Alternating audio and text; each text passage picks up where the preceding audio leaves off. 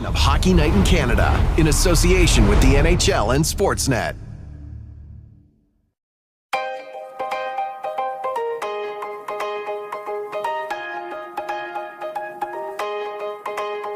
I was just an only child of the universe, and then I found you, and then I found you. You were too good to be true, gold-plated, but what's inside you? But what's inside you? I know this whole damn city thinks it needs you, 'cause you're the last of a dying breed. What our names in the red concrete. I wonder if everything of this knows everything about me. I'm here in search of your glory. There's been a million before me that ultra kind of love you never walk away from. You're just the last of the real ones. You're just the last of the real ones. Matthews scores! You're just the last of the real ones. You're just the last of the real ones. Shapley scores! Just the last of the real ones. I am a collapsing star with tunnel vision, but only for you, but only for you. I will shield you from the waves. If they find you, I will protect you. 'Cause you're the last of a dying breed. What our names in the red concrete. I wonder if everything of this knows everything about me. I'm here in search of your glory. There's been a million before me. You're just the last of the real ones. You're just the last of the real ones. You're just the last of the real ones. You're just the last of the real ones. You're just the last of the real ones. Hello, Canada and hockey fans of the United States and Newfoundland. This is Hockey Night in Canada on Sportsnet. You want action? We've got action for you here tonight. Oh, did you see that? What a performance. Doesn't get any better than this. He's got a step. He's in. They're alone. Here's a chance for Crosby. He scores! Absolutely amazing.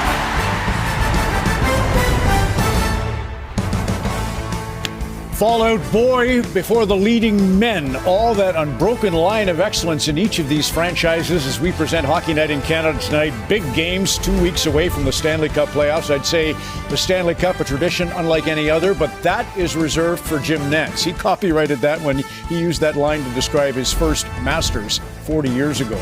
You see we're into Salt Lake City this evening. We've got South Asian Night, second annual celebration taking place in the Stampede City. So Harnarayan Singh, John Garrett, Scott Oak are at Calgary this evening. John Abbott, Sam Cosentino, Faisal Kamisa in Utah. Chris Cuthbert, Craig Simpson, Kyle Bukauskas are at Toronto. John Bartlett, Gary Galley, and Sean McKenzie at Montreal. It's a Hockey Night in Canada presented by Rogers. Kevin Biux is back. Luke Gazdick in for Kelly Rudy's got a huge event for epilepsy this evening at Calgary. Jennifer Botterill, and I was mentioning Jim Nantz and the Masters. Can't wait. It's so great, huh? That starts Thursday, special time of year. Jim said the thing is it's a green jacket. Honestly, he said the players can't tell you what they make when they win the thing. I don't know how much money when you win the thing, you get a green jacket. Now, we don't have a green jacket, but you better have a blue jacket if you want to get into the Stanley Cup playoffs. And let me emphasize, in the last 5 years, these Blue Jackets, it's like a farm team to the aspirations of the rest of the NHL. All those players played in Ohio and are now part of this craziness we have in the last 12 days of the NHL regular season. No jacket required. You bet there is. We say the green jacket in the NHL is the guy with the worst plus minus at the end of the year. So right now there's a little bit of a race going on. A couple young superstars are in that. Can you name them? Wow. Bedard. I don't want to, but I will say. But hopefully he doesn't win it. It means you're going golfing. I got it. Yeah. All right. Sean McKenzie, rescue us. Over to you in Montreal. Ron, what a wild few weeks it's been for Montreal Canadiens fans. The emotions have been up and down and round and round. In fact, one Habs fan's made a flow chart that best described what it is to be a Habs fan right now. It's so over and we're so back. Those are the only two options. But after 3 straight wins, well, it's fair to say that the Habs are so back and the playoffs fast approaching. We thought this deserved a bit of an edit. Take out "it's so over" and add "they're so in." Yes, they have an opportunity to get closer to the playoffs here tonight. A win would have a huge impact on that. With the Rangers losing today, according to MoneyPuck.com, the Habs playoff odds would increase to over 70%. A huge game here tonight as we send it to Kyle Bukauskas in Toronto. Where Sean, the Leafs are 7-1 in one of their last 9. The Panthers lost again today. They are in complete control of their own fate in a quest to finish first in the division. All reasons to feel great about things. Right, Craig Berube? Right? How are you today? Average. Just average? Just average. The weather is the weather? No, I'm good. I'm just So the head coach keeping things loose, but it is tight around the Blue Jackets right now. This was the last that we saw of Merzlikins on Thursday, but he is their guy again here tonight, as Elvis and company cannot afford leaving this building without 2 points. Faisal Kamisa, out to you in Salt Lake. All right, thank you very much, Kyle. The Winnipeg Jets are having one of their best regular seasons ever. They know, though, they're still searching for that playoff moment. Well, I'm in the building of one of the most iconic playoff moments of all time. Let's flash back to 1998 NBA Finals Game 6. Michael Jordan breaking hearts of Jazz fans with the iconic game winner to cement his untouchable legacy. Well, the legacy for these Jets has been great regular season, but first round loss. They're hoping to change that this year on, and it all gets started with their shot in 2 weeks' time. Tremendous, Faisal. Thank you. Jennifer. Well, the Winnipeg Jets is about balancing the big picture along with a narrow focus. They've had a great season, 7-3 in their last 10, big win against Vegas. So for them, they think about postseason, but also thinking about how do they build and prepare for that. It's energy and consistency every shift. For the Leafs, you heard Elliott say no Kampf, no McCabe, so Robertson, Myers will have to do a job tonight. But last time the Jackets were here, Nobleton's Adam Fantilli had a hat trick. Guys love playing at home, so keep an eye on the Jacket tonight. It's not a must-win for Montreal. They've won 3 in a row, but with New York, if you watch the Rangers, it doesn't really seem like they want to make the playoffs right now. Time to take advantage. Spread the gap out. This could be a 4-point gap if they take care of business tonight. It is an enormous evening, and we should also mention, if you haven't heard, Kraft Hockeyville, the champion will be declared in the first intermission by NHL Commissioner Gary Bettman. The push to the Stanley Cup on a Hockey Night in Canada is where you'll find us.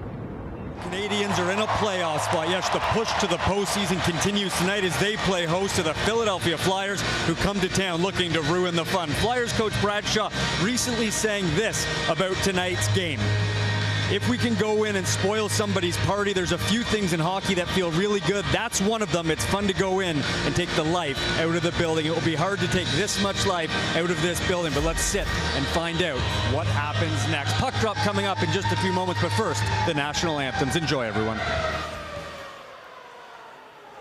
Mesdames, Messieurs, veuillez maintenant vous lever, retirer chapeaux et casquettes pour l'interprétation des hymnes nationaux.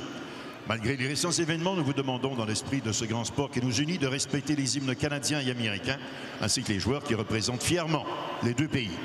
Ladies and gentlemen, please rise, remove your hats and caps for the singing of the national anthems. Despite recent events, we ask, in the spirit of this great game that unites everyone, that you kindly respect the Canadian and U.S. national anthems and the players representing each country. Veuillez accueillir, please welcome, Sherilyn Toka, accompagné à l'orgue par Diane Bibeau.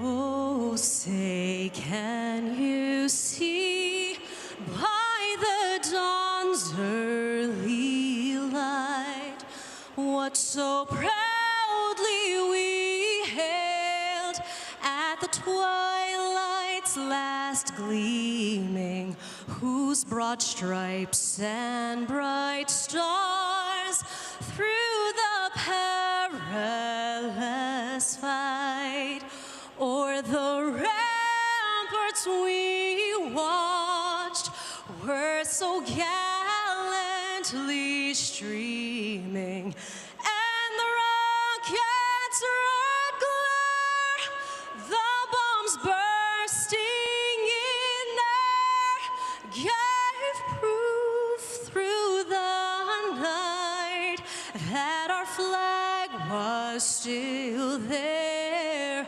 Oh, say, does that star-spangled banner yet wave o'er the land of the free and the home of the brave?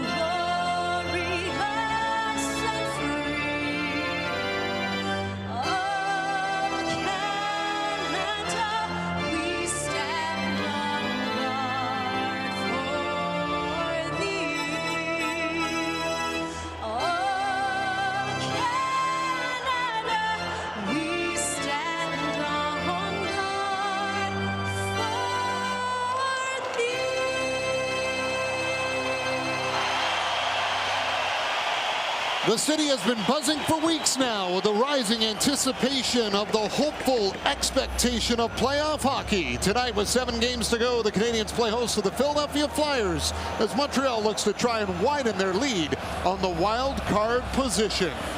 Starting goaltenders for tonight's game in net for Philadelphia. Samuel Larsson has won 2 straight. He's 2-1-1 in his past 4 games, looking to improve his play along with the Flyers after the coaching change. And in net for Montreal, no surprise, Samuel Montembeault has won his past 3 straight starts as he'll get the net again today. It's a head-to-head showdown of Calder Trophy candidates tonight.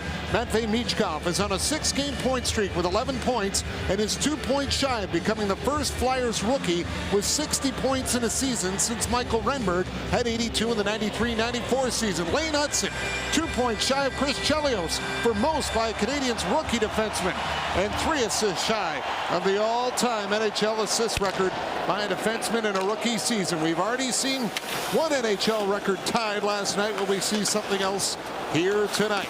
Nick Suzuki after the puck in the corner. He'll send it back to Cooley. Cooley throws it towards the net. That's blocked, and the Flyers clear it out to center. Brink is on it, and he's met by Cooley, and will slide it in as Caulfield has got it. Slafkovsky with it. Played it over to Caden Cooley. He'll gain the line and drop it off for Nick Suzuki. Trying to leave it for Slafkovsky. Brink comes up with a puck. He's pressured, got it up the boards. Cooley goes after it, but it's cleared away by Noah Cates. Forster will send it in as Matheson goes after it. He'll settle it down back of the net. Here comes Matheson with it. Hands it off for Brendan Gallagher. Sends it over for Matheson. He'll skate it up through center, and he flips it into the corner. Gallagher goes after it, runs into York. Puck cleared up the wing. Jake Evans got on the way. No Josh Anderson tonight for the Canadiens. Oliver Kapanen will draw in the lineup. Evans has stepped up onto that line with Dvorak and Gallagher, and he steps into Cam York on that check in between the benches. Evans hands it off as Carrier will carry it to center and flip it in. York goes after it. Pass up ahead, and it's onto the stick of Ryan Poehling, the former Canadian, as he'll get to the line and now track it down.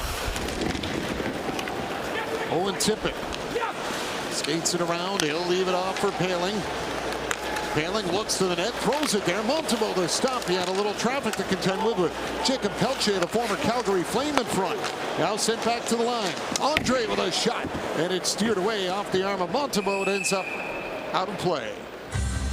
Well, for the Philadelphia Flyers, 3 wins in a row, just like the Montreal Canadiens. A new coach. He's been in for the last 3 wins and hoping to make that 4-0-0. And you saw the comments he made earlier that it's nice to be the spoiler, and it is. If you're not going to be in the playoffs, the one thing you want to do is make the teams that are fighting to get in miserable, and they'd love nothing but to come in here into the Bell Center and set the Canadiens back. And for the Montreal Canadiens, getting a good look at this afternoon, the Rangers failing to gain any ground on them. What an opportunity to open up a 4-point gap with only 6 games to go if they can find a way to win this one. Jake Evans won the draw away from Hathaway. Savard's got it. He'll flip it high in the air out at center, and Newhook will try to catch up to it. Puck gets poked out at center. Struvel's on it. He'll backhand it in. That hit the leg of Drysdale as he was hopping off for the change. Cooley plays it down on net. Kicked out by Ersson as York will send it around, and Sanheim helps it up the wing. Lane Hudson is there, took the hit, made the play, got it down low in the corner, but Sanheim will clear it. Not out those. Hudson kept it in. Caden Cooley after it. Cooley down back of the net. Newhook there to help out. Laine will try to track it down. He lets it go to the point for Hudson, but he had backed out to center ice. Now Hudson turned it over onto the stick of Delorier. Delorier tried to slide it to net, hit the foot of Hudson. He wasn't sure where it went. No Cates. Tied up by Armia. Dropped it off as Brink will get it back for Zamula. Throwing towards the net. That got stopped. Cates is on it. Hands it off. Brink put it off the outside of the net. Puck comes to the point. Zamula trying to get the shot through. Good block by Heineman. Broke his stick as he drops it. Armia will take it in the corner. Slides it up the wing, and Oliver Kapanen in his return to the Canadiens tonight will clear it out. Great job by Kapanen there, because he realized that Heineman's stick was broken, and I don't think Armia did, because he reversed it to him, and it was good by Kapanen to come over and help get that puck out of the zone. Here's Nick Seeler entering the zone. Suzuki gets in the way of Michkov. Matheson on it. He'll clear it out at center. Pezzetta has got it. Michael Pezzetta had 7 hits against the Bruins on Thursday and 7:47 of ice time. Suzuki trying to get it in front for Slafkovsky, and it's onto the stick of Konechny. Michkov for Travis Konechny. Trying to get it back for Michkov. Broken up as Matheson is there. Matheson will play it back around for Carrier. Caulfield for Slafkovsky. Out to center for Nick Suzuki. Drysdale backs up with it. Up for Michkov. Watched by Nick Suzuki. He'll play it off, and Pelche has got it. Pelche onto the wing. Trying to connect with York. Hands it off in front. Scores! What a play, what a setup, and it's Ryan Poehling that gets the goal. And the Flyers are on the board first. Well, he has been on some type of roll, Poehling has been, and he's going to finish this one off. But it starts way back at the Flyers' blue line. Michkov's going to settle this down. Saucer a pass right up there to Pelche. He cuts into the middle, and now they set up all the lanes. Pelche goes to the net, gets that puck, and then slides it right across to Poehling, the ex-Montreal Canadian. And a real nice job, as you could see right there, that Matheson is coming over to Pelche, and there's no way he's going to be able to cover on the far side, and Slavkovsky too slow getting there, and that's a pretty easy goal for Poehling as he deposits that into the back of the net, and the Philadelphia Flyers take a 1-0 lead in this one. And you mentioned how hot guys can get. I mean, it's incredible. That's 8 goals in his last 11 games for Poehling. I mean, that's a guy that, you know, in the first 43 games of the season only had 4 goals. I mean, he has gotten hot of late. Goal in 3 straight, and his second career goal against the Canadiens in his 8th game against Montreal tonight. Kanan Guhle up with it. He'll get it off the boards. Evans tried to tip it out. Sanheim in the way as Cates will hand it off. Forster will swing it around for Brink. He let it go, and it's thrown back in deep by Philadelphia. Sanheim up the wing to the line for Brink. Fired it into the cross corner to get it back in the net for Cates. He's pressured. Hudson tries to play it, and Dvorak will clear it out. Sealer on the puck. That is pass blocked by Jake Evans at center, and it's lifted back in. It skips in front of Jaden Struble, and he'll settle it down. Shots 5-1 in favor of Philadelphia. Struble up through center off the stick of Heineman, and they'll blow it down. Sometimes it pays to be a bad fan. Every game is your game when you bet with Sports Interaction. Well, it was a 1-10-1 run in March, that slide that ended up spelling the end for John Tortorella. And the last 2 games that he coached in, they had 14 goals against. And the 3 games after, they scored 15 goals for. In the 22 previous games before that, they only scored, 12 goals. They only the previous 12 games, they only scored 22 goals. They have 15-3, so they are a freer team, a little more offensively open, and I think they're feeling it under the new coach. Slavkovsky up through center, battles with Michkov. He'll get it in deep. Andre up with it. Emil Andre will clear it out as Konechny settles it down. Konechny slides it across for Michkov. Back for Konechny. Goes to the point for Sanheim coming in. That was broken up. He's got it again, though, as Sanheim goes down low for Michkov, and he takes a high stick from Carrier. And you heard him react to that one as well. We'll see if it's 2 or 4. That's going to be a 4. Yeah. He's got a cut on the bridge of his nose as he was driving to the net. Carrier is going to catch him high. And the Flyers are just throw pucks to the net. Everything they get a handle on is heading towards the net. And this will be a 4-minute penalty and an opportunity for the Philadelphia Flyers to really open up this game. You'll remember on Thursday night against the Bruins, it was a bit of a slow start for the Canadiens as well. The first 5 to 7 minutes, they were a bit asleep, and then all of a sudden they got going, they took over the game, and they really shut down the Bruins in fashion, and they didn't get a goal till late in the game when it was really kind of out of hand. The Flyers have taken away the Canadiens' time and space. They can't seem to be getting any pucks from their zone into the neutral zone with any kind of pace through the neutral zone, and the Flyers have kind of had most of the puck possession. And now the first power play. Power play 3 for 39 in their last 16 games. Just 7.7% for Philadelphia as Couturier is tossed from the draw. So Konechny will step in and take it against Jake Evans.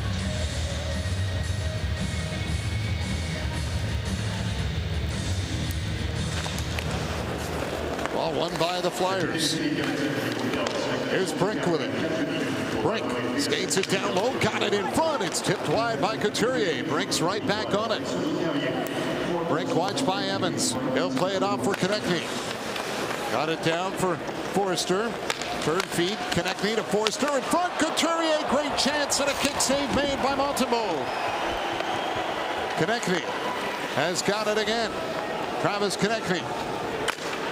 Down to Forster. Up for Konechny. Konechny to Brink. He'll hold on to it. Lost his footing, and Jake Evans nearly got to it, and now he does, and he'll clear it down the ice. Well, as an ex-player, I know there are times on the ice where you go to rotate your blade and it just finds a rut in the ice, and that's what happened to Brink. His skate just stuck in the rut and he stumbled. Now Brink gains the red line and dumps it in. Cooley back of the net for Matheson. Caden Cooley up the boards. And here comes Nick Suzuki shorthanded. He's got a little room, dropped it off. Dvorak backhand, and it's high over the net. Off the glass, back to center, and Matheson is there to receive it. Matheson will fire it down the ice.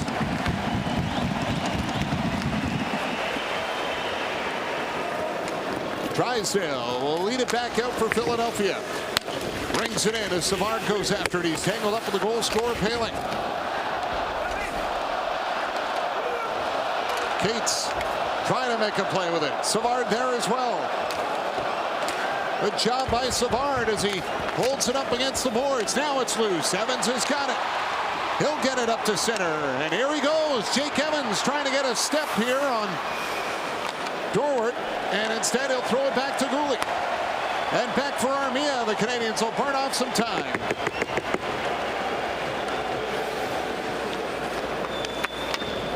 Cooley clears it down the ice. Oh, look out. That nearly took down Mark Shuchek, the linesman there. He fell down to duck and get out of the way. Travis Konechny up ice with it. Hands it off. Carried in by Couturier. Tippett down low. Dvorak goes after it. Fired around the boards. Blocked by the skate of Konechny. Turned over. Suzuki out to center, and he'll float it into the Flyers' end. Bobby Brink drops it back. Konechny will carry it up through center. Travis Konechny hands it off for Tippett. Back for Konechny. Poked away by Matheson. And Savard will fire it down the ice. Just a little bunt pass up the middle of the ice, and he had 3/4 of the rink to make his mind up going in on Ersson. Jake Evans would have had the breakaway there. Half second extra for Savard to set him up is all it would have taken. Tippett will hold it in. Laying it down, it's broken up. Evans try to get it out. Thrown to the front of the net. Savard has got it. Up to Jake Evans. Wanted to go back to Savard. It went off the foot of Konechny, and now Armia will jump on it. Armia carries it in. Around the net, throws it through the crease. Here comes Suzuki. Fakes the shot. He'll skate it in down low. Suzuki looping the Philadelphia zone. Got the pass across, and a great chance for Cooley. Here's Armia in front. Can't set it up for Cooley. Goes to the point. Matheson has got it. Down into the corner. Suzuki after it. Knocked away by Konechny. Canadians doing a great job on this penalty kill as Konechny will carry it back in. Stood up by Cooley. Sidesteps him. Hands it off. Shot by Sanheim was blocked. Here's Sealer with it. Down around the glass. Matheson in the corner, hit by Delorier. Carrier's out of the box. The 4-minute power play is over. Dvorak with it. Flipped it over to Cooley. One hand on the stick. He'll pat it up for Nick Suzuki. It's chipped out as Carrier gets it to center. Delorier sends the pass across for Sanheim. Pelche got his stick on it to tip it in lane. Hudson goes after the rolling puck. Hudson stops at his own line and now feeds it ahead for Heineman. Backhanded into the Flyers zone, and the puck gets cleared to center. Hudson gets in the way to stop it. He'll bring it in. Lane Hudson checks up. Has a look around, feeds it across. Side of the net line in with a chance. Heineman got it to the goal. Bouncing puck. Newhook couldn't get a stick on it. Struble will lift it back in deep. Beachcop will play it back in the net. Zamula goes up the boards. Cut off by Hudson. Now Zamula got it his way, and Brink will skate it up ice. Bobby Brink down the wing, trying to get it in front. It was blocked by Struble. Newhook back of the net. Wants to poke it away from Tyson Forster. Forster checked by Newhook. He'll get it loose for Lane Hudson. Hudson's going to stop and set things up. He knows he's got to make one clean pass and then get off. He had to really bust a hump to get back there. You know he's feeling it a bit. Hudson Up to center for Caulfield, and Carrier was there. He'll feed it back for Hudson. Carrier has got it. Now Carrier will wait behind his own net. Carrier up through center. Caulfield will bring it into the Philadelphia zone. Left it Slafkovsky. Pass across. Suzuki trying to get it back in front for Slafkovsky. And the puck goes over the glass into the netting.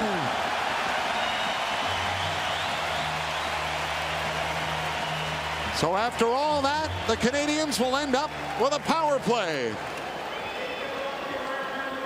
Alex Newhook with a great chance for the Canadiens after the penalty kill, builds a little momentum, and now they'll go to the power play looking for the equalizer on Hockey Night in Canada.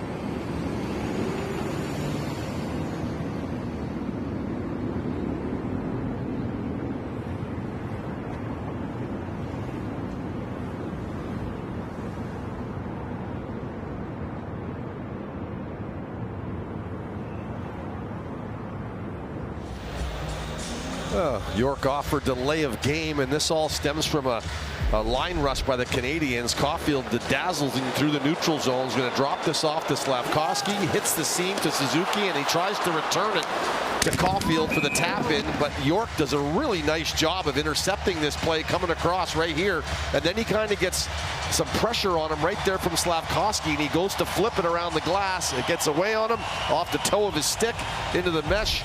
And the penalty killers did their job for Montreal. 4-minute kill. Now the power play. We'll see if they can add on. Montreal's penalty killing has been really good at home all year. They rank third. The power play much improved as well. Cole Caulfield up through center, drops it back for Nick Suzuki. Suzuki will enter the Philadelphia zone. He hands it off for Lane Hudson, down to Caulfield. Up high to Hudson. Over to Laine. Long shot. That got blocked, and Laine's got it back. Turn it over to Paling, and Paling will clear it. If you're the Flyers, you know that Hudson to Laine is a favorite of their power play, and Hudson puts it in his wheelhouse pretty good. So Sandheim does a nice job of being there waiting for it. Hudson swings it over to Laine. Patrick Laine back for Lane Hudson. Trying to feed it through for Nick Suzuki. Broken up, but Laine at the point. Will get it in along the boards. Zamula got his stick in the way. Caulfield will take it. Caulfield over to Slafkovsky. Now back for Hudson. Caulfield skates it in. Up high for Hudson. Shoots. Tipped in front. Slafkovsky trying to get to it. Caulfield after it. Taken away by Forrester. Down he goes, and he's got the puck under his leg. Suzuki got it free. Lane Hudson up with it. Over to Laine with a drive. Erson got the pad out. Laine hands it off for Slafkovsky. Back for Nick Suzuki. Over to Lane Hudson. Up high for Suzuki. To Hudson. In front, Caulfield shot. Erson the save. Laine tried to swing at it in the air. And the puck gets cleared by Noah Cates down the ice.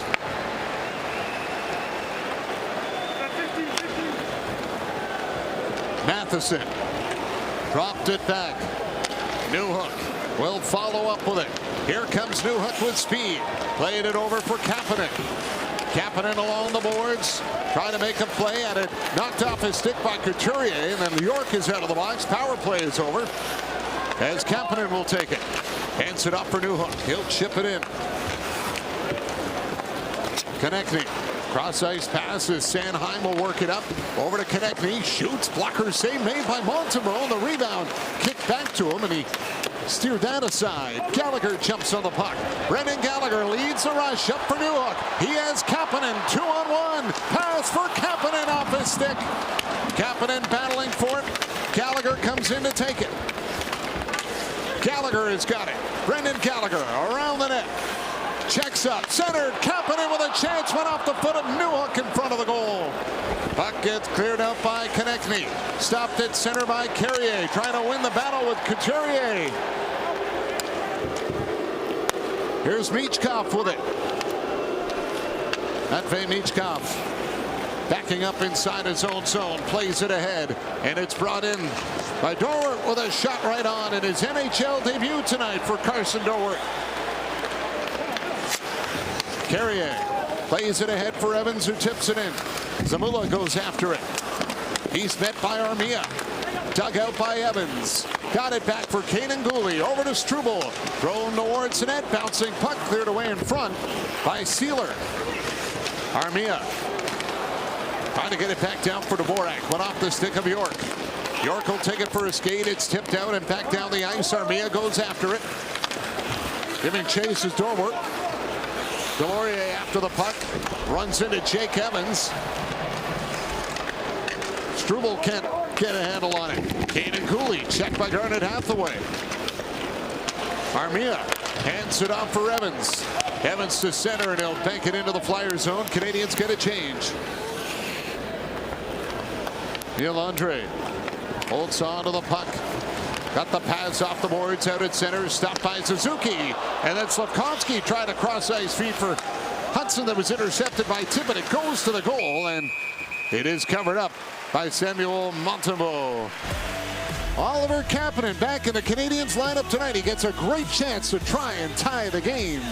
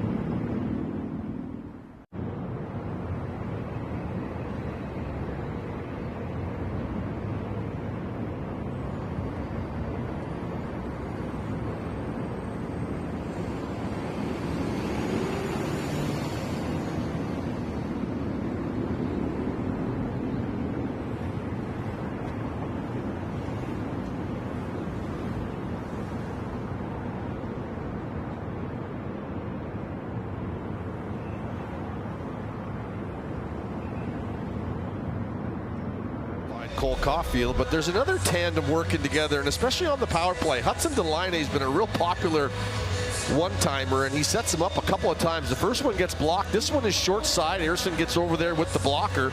And how about this little shovel pass through off the heel of Kapanen's stick, but he stays with it, makes the adjustment, gets out in the high slot. Gallagher finds him, and that's a pretty good right leg save there by Ersson as Kapanen gets a couple of good chances looking for his first goal of the season.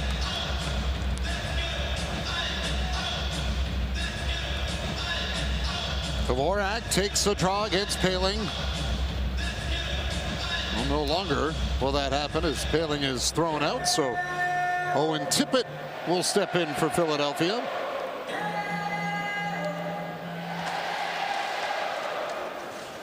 Struble lifts the puck Out to the line at center, Armia. Tries to get away from Paling, and he'll clear it out. Sanheim has got it. He'll send it back into his own end. Drysdale feeds it over to Sanheim. Paling tipped it no further than the stick of Struble as Pezzetta will fire it back in. Harrison around the wing. Kapanen trying to get a piece of it. It's free at the line, and he'll play it back in as Drysdale goes after it. Armia tracking him down. Pezzetta comes in to help out. Armia tried to slide that puck loose, and then Pezzetta runs into Jacob Pelche, who clears it ahead, and now it's dumped in by Sanheim.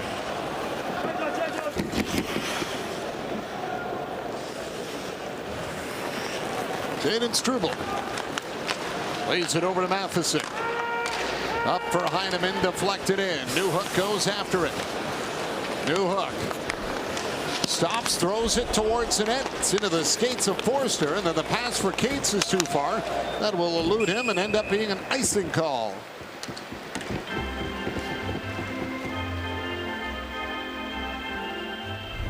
Get $4,000 off select models of John Deere equipment now through June 2nd.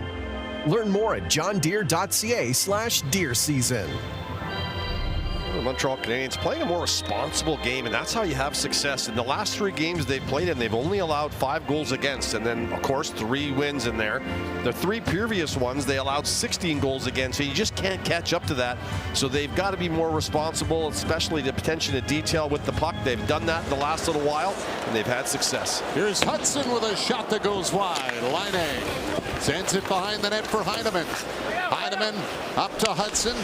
Chipped it back into the corner. Laine goes after it. He runs into Nick Seeler as the Flyers clear it out. Caden Gooley knocks it up ahead for Heineman. Newhook with it. Alex Newhook to Patrick Laine. Shooting right on. Ersson the stop. And the rebound grabbed by Drysdale as Sean Couturier will clear it out. Caden Gooley back on the puck. Clear to center just over the stick of Laine. Sanheim hands it off for Drysdale. Now back to Sanheim. On for Konechny, and that went off the leg of Cooley. It skips over to Michkov. Michkov then lost the puck. Gallagher knocked it away. Drysdale racing back after it. He'll play it for Sanheim. Fired around the boards as Jake Evans got in the way of the clearing attempt by Travis Konechny. Dvorak knocks it free to Gallagher. Gallagher and a battle with Sanheim. Gallagher's got it. Looks up high. Played it for Matheson. Pass and escape. Philadelphia back up ice. Couturier cuts in. Checks up. Hands it off. Michkov waiting. Throws it in front of the net. Matheson blocked it to clear it. Couturier playing it back for Konechny. He's knocked down by Evans. Matheson tangled up with Konechny. On it for Dvorak. Konechny then checked by Matheson. Michkov will feed it for Zamula.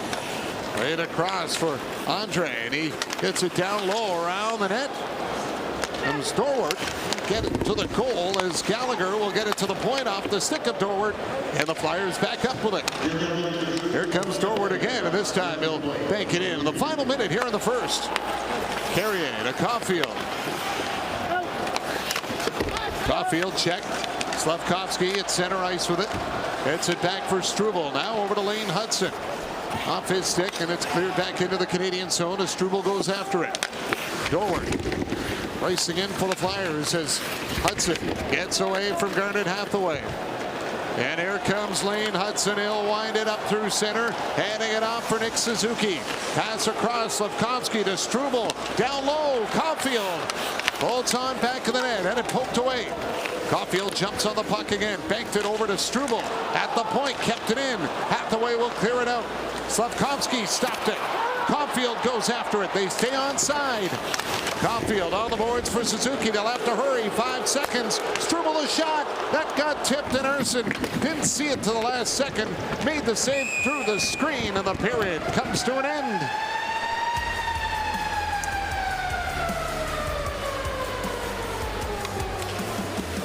Shot 7-4 in favor of the Flyers in the first period. Ryan Paling, the only goal of the hockey game so far. Ron to the panel and to the point coming up in our first intermission. It's 1-0 Philadelphia on Hockey Night in Canada.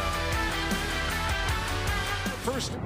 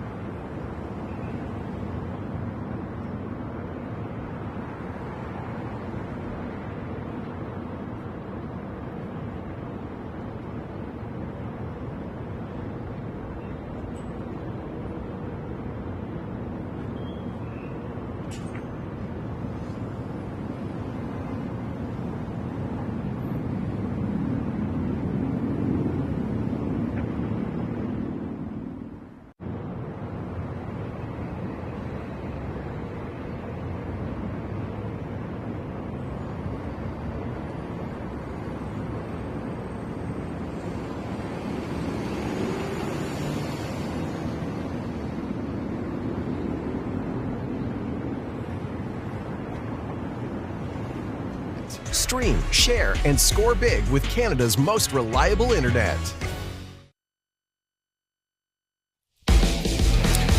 Back on this Hockey Night in Canada, presented by Rogers. Stanley Cup playoffs 2 weeks away. Big game in Montreal with Jennifer Botterill, Luke Gazdic, and Kevin Bieksa on that one.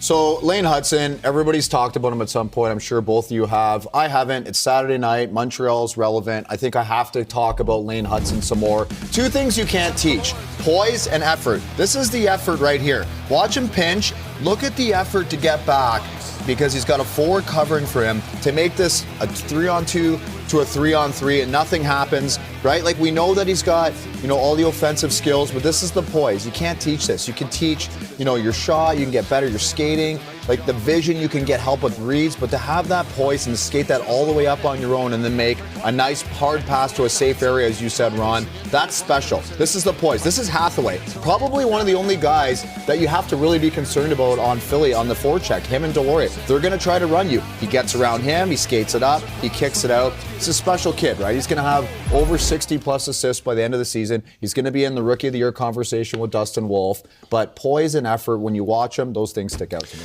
I did a whole VR segment on him before Thursday's game versus Boston, so thanks for watching. Was it better or worse than that? I don't know. It's much better than what that was. Whatever that was. Philly's giving him fits, so they got him the other 100%. day. Yeah, since the coaching change, they have had that little bump. Okay, Connor Hellebuyck and the Jets. So I think about the Jets with injuries, but started this one a little bit slow. So Hellebuyck's faced a lot of shots through the first period, and for him, Ron, we were noticing, we thought a little bit of his movement was strange on the first goal that was allowed. So Iafallo is a little outnumbered. It's a quick passing play, but just kind of gets some 5-hole where he doesn't seem to push off the post the way that he typically would, doesn't have the technique and the form. But for him, following that up with some great vision, this is a nice 2-on-1. He makes two outstanding saves, the initial one, then the far pad save. And Utah had some good energy on their attack. Another nice pad save where he flips it out. And this was something, he's just double checking that stone in the crease, that same post that he wasn't sure he got the strength that he wanted to on the goal that he allowed. So for Utah, even when they were on the power play, getting a lot of chances,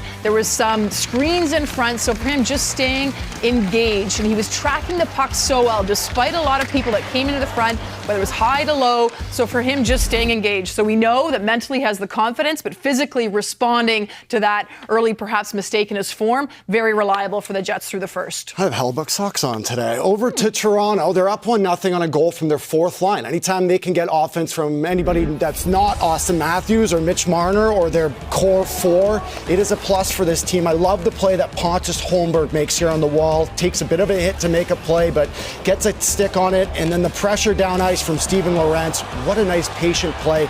It's going to be Nick Robertson who comes out of the lineup, into the lineup, and scores for Toronto. This is the play as a winger, that is extremely hard to make. Gets it by their defenseman, and then they just press up ice. This fourth line and their whole depth, I think, is going to be really important for Toronto, especially a guy like Nick Robertson. I've had a bit of experience coming in and out of the lineup, and it's not an easy thing to do, but this is kind of these guys' last impression, I think, for Craig Berube in terms of going into the playoffs. You looked at how Florida went last year with their depth, but guys like Nick Robertson, Pontus Holmberg, with Pacioretty coming back, not everyone can play. So last chance to make a good impression for Coach. 12 days left in the regular season, Stanley Cup in focus, but the grade 8 chase, remarkable 2-goal performance last night in Washington. And I was saying to you guys, the thing that caught my eye was Dylan Strome. Watch him. He makes that great pass and then he jumps out of the way. He allows Ovechkin to have his celebration right here. Stick in the face from that fist. So funny. John Carlson is a veteran. He makes a great hard pass, which of course OV can handle. He goes on his own little celebration, doesn't go anywhere near 8 so that OV can have the moment. I thought that was cool. What'd you think of? I just think watching after this goal, they pull the goalie and Ovechkin doesn't want to go out. We know about the conversation with Stephen Carberry where he's like, no, I want a goalie in the net to break the record, which is awesome. I love that. And then Ryan Leonard goes out and scores his first NHL goal. You think the game's over, but it's not. He still goes out after this empty net goal. That's right there where he didn't go out. And he still gets chances and he still generates. And, you just think about, how did he get to this? How did he get to almost 900 goals? Well, he loves to hit. He will backcheck if he has to. He will block a shot if he has to. But he wants to score a goal. With even 12 seconds left, he's still looking to score goals. He loves to score goals. There's a couple things for me. Andrew Mangiapane, who assisted on it, Bolton, Ontario. The look on his face when he finally clues in that he got the assist on the goal, and he just gets this huge smile ear to ear. But I think of the emotion from Ovi in the dressing room. You rarely see him like that. I think we think of him as being this carefree, joyful guy, and you got to see him break down and show some emotion, which I think was really cool. I love that too. For him in the locker room, I thought was great. But for him, I think it's just the enthusiasm and the excitement. He has always loved to score goals, and that is so evident. And I think also the technical thing. We love his shot. We can appreciate his shot. But for him, the detail of making sure that he can get the shot off or find the space, even the 2 goals the other night to tie the record, for him, the subtle adjustment to make sure he presents himself to be an option. The dedication throughout his career, I think, has been fueled by that just absolute love for the game and the love for scoring goals. And the humanity of going over to he's got 2 sons, Ilya and Sergei, though, is the one he goes and fist bumps when he scores. And he also acknowledges his brother. Sergei, his brother, was 24 when he perished of a blood clot resulting from a car accident. Just a very special night for Ovechkin. Line change presented by Sports Interaction. Every game is your game when you bet with Sports Interaction. And we just want to mention the game tomorrow is on Long Island, and it's a matinee. So Ovechkin chases $8.95 tomorrow on Long Island. Tonight, we are on the air from Calgary with the Vegas Golden Knights, the Flames, in this incredible run to try and make it to the Stanley Cup playoffs after that huge win against the Ducks on Thursday night. Mackenzie Weegar, by the way, joins Scott Oak on After Hours tonight in Calgary. Line change presented by Sports Interaction, Canada's homegrown sportsbook. Bet local. There are the 4 venues awaiting the word from the commissioner of the NHL. Who will be Kraft Hockeyville champion 2025? That is when we come back.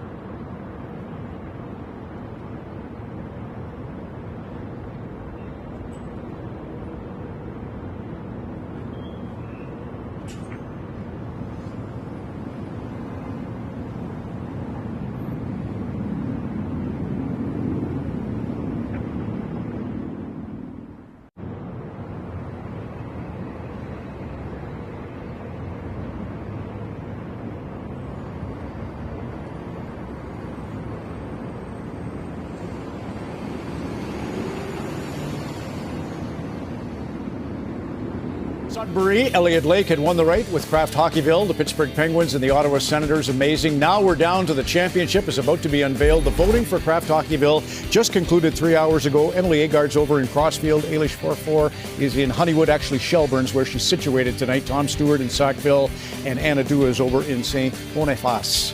Commissioner Gary Bettman, to you. Thanks, Ron. For nearly 2 decades, Kraft Hockeyville has played an important role in shaping the future of hockey in Canada, awarding over $5 million to more than 100 communities. This year, a record number of cities and towns shared their stories and rallied together, showcasing how arenas are the heartbeat of so many Canadian communities. On behalf of all Kraft Hockeyville partners, I'd like to congratulate every community across the country that shared its story. And a special congratulations to our top 4 communities. You should be very proud. Now for the moment we've all been waiting for. It is my pleasure to announce the Kraft Hockeyville 2025 winner as determined by a nationwide vote. Congratulations to St. Boniface, Quebec.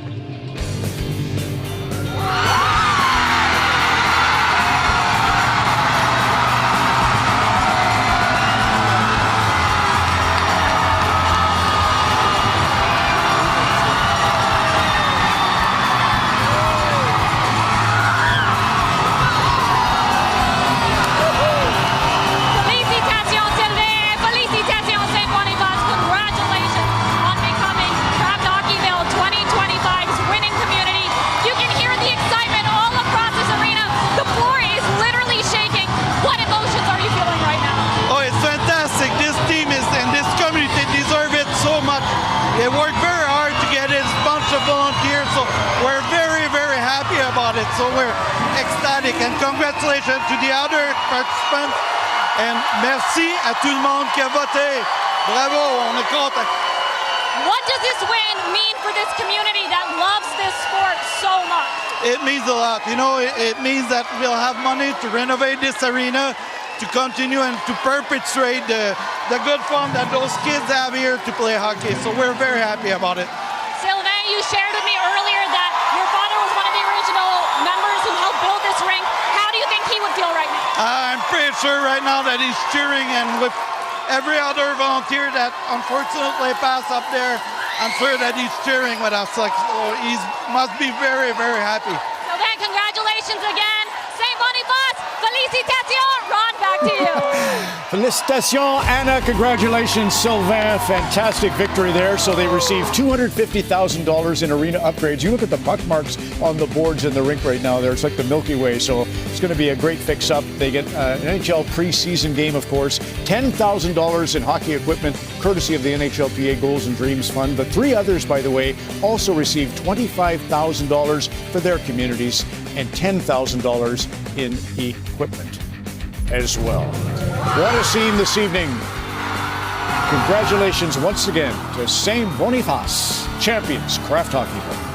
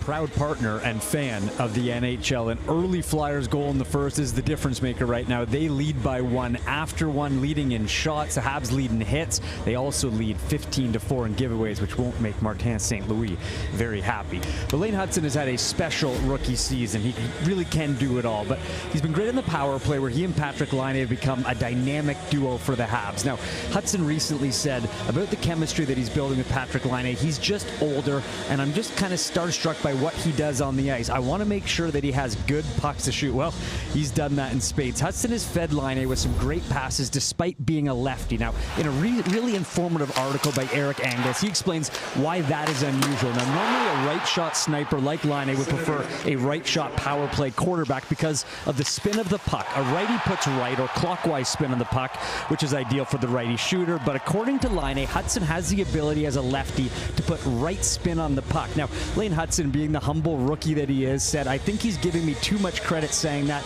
I just try to make sure the pass is flat. It spins lefty direction most of the time. Maybe sometimes it accidentally goes righty direction. Guys, something tells me that there isn't much that Lane Hutson does accidentally. Well, certainly they are developing together, especially on that power play. And some guys like the one-timer on their back foot. Some guys like it 6 inches inside their back foot. Some guys like it right down the middle of their stance. And Lane Hutson knows where Patrik Laine likes the puck, so he puts it right where he likes it. And he doesn't miss it very often. He hits that spot. Whether the puck is spinning left or right, well, because of his hand, he can't control that, but he puts it in the right location, and he allows Laine to take it from his sweet spot. Yeah, right in the wheelhouse, right where he wants it. Jake Evans runs into Forrester as Hutson will get it out to center. Gallagher tried to get a piece of it. Bobby Brink back into his own end, hands it off for Sealer. Up to center, Forrester will dump it in. It's off the stick of Montembeault as Kaiden Guhle goes after it, and Dvorak comes back to help out. Hutson round for Jake Evans, tied up with York. Kaiden Guhle out to center for Dvorak, broken up by York. Hutson has got it again, and he'll send it back for Kaiden Guhle. Long pass ahead. Dvorak tried to get his stick on it. He was tangled up, but Konechny will turn it back up for Philadelphia. Couturier drops it off Michkov for Couturier, and Konechny goes to the net with the pass as Couturier is lying down in front of Montembeault. Well, this line of Couturier, Konechny, and Michkov, they've done a real excellent job over the last little while. Good chemistry, and Michkov so good with the puck, so patient. He waits for Konechny to get in the right spot so we can give it to him. The drop pass from Couturier, he continues to the net, which is so important. And then Konechny going to the backhand, seeing if he can't find a hole on that short side. Sealer got that one through off the glove of Montembeault. The puck comes free at center, and Sealer is back on it. Played it up for Couturier, lost it, and Nick Suzuki will hand it off for Matheson.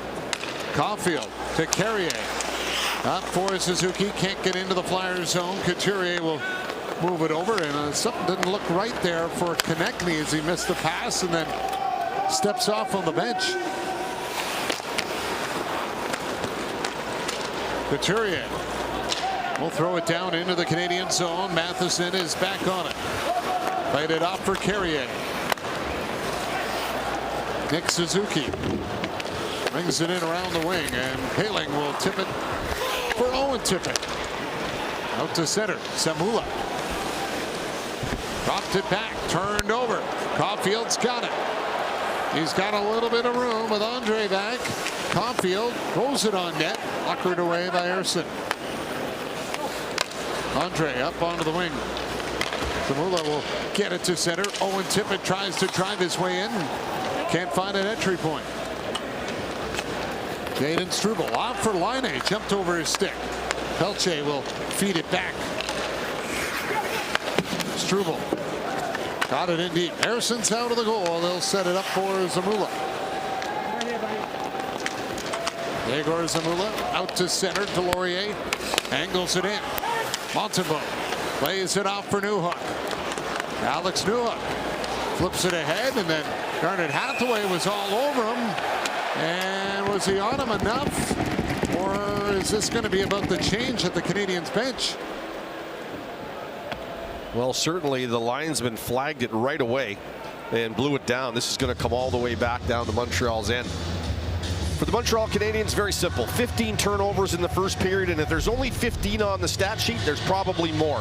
That was a really ugly period, and I talked about puck responsibility and doing the right things with the puck, and you get the benefits of that by not giving your opponent scoring chances and then allowing goals against, which they've done really well in the last 3 games. And that first period was nothing like that. Way too sloppy with the puck, way too many missed passes. When the Canadiens are on, their passing is so crisp. Here's York with it. Headshot got through, blockered away by Montembeault. Laine will feed it back to the net. Savard around the boards. Heineman is there. Heineman trying to make a play with it. That got blocked. And Hathaway gets called on the offside. And that shift kind of mirrors it all, like a slow, harder round instead of a harder round. They don't get the puck out of the zone. They turn it over just at the blue line, and luckily it's offside. If that's not offside, you're giving the puck to the Flyers. When you say 15 turnovers, that's 15 times you possessed the puck and you made a play that gave it back to your opponent. So now you're chasing the game all the time. And that's what you don't want to do if you're Montreal. You want to possess the puck and you want to take advantage of those possessions. Carrier will bank it off the boards to center. Dvorak will tip it in. And Zamula will move it back out. And now it's carried up through center by Andre. Dropped it off for Konechny. Here's Michkov. Had to go off his stick. Gallagher has got it. He'll give it off for Jake Emmons. He'll gain the red line and feed it in. Zamula takes the hit from Gallagher. Now Gallagher to Jake Emmons. Trying to go back to the point for Carrier. Turned it over to Michkov. Couturier for Konechny. Back for Konechny, and he'll send it over to Zamula. Plays it in front, went off the skate of Michkov. Matheson will track it down, and he'll clear it out. If that is on the stick of Michkov, it is in the back of the net. That pass was inside. He had to take it with his skate. If that's on his forehand, I think that's off his stick and into the net. Here comes Armia with it. It's by Owen Tippett, and an offside called against Montreal. Well, Michkov has been quite interesting. His offensive forays have been fantastic. He's a bit of a riverboat gambler. He's going to be on the wrong side of the puck sometimes. There's the one you see. He had to take it off his skate. You know, he's going to take some risks. And I think for the Philadelphia Flyers, as they head down the stretch here, they're going to let him do some things that maybe Tortorella was not letting him do. Open him up, free him a little bit. He's getting some points. He's feeling good about himself. But at some point, you know, John Tortorella, in order to create a good 200-foot player, that's what he was trying to develop in Michkov, and you're still going to have to continue to do that. Here's a chance for Pezzetta with a shot that goes high over the net. Lane Hudson pulls it off the boards. Hudson will roll it back in the net. Pezzetta tries to get to it, and he runs into Drysdale. Pezzetta trying to control it. It's thrown back in the net. Jamie Drysdale has got it. He'll lift it in the air to center. Hudson knocked it down, and it's picked up by Tippett. Hands it off. And a quick snapshot there by Pelche sails over the goal. Kaling gets checked. Armia after the puck. Line pass through center off the stick of Sanheim. Pelche follows up with it. Dropped it for Tippett with a shot that got blocked by Hudson.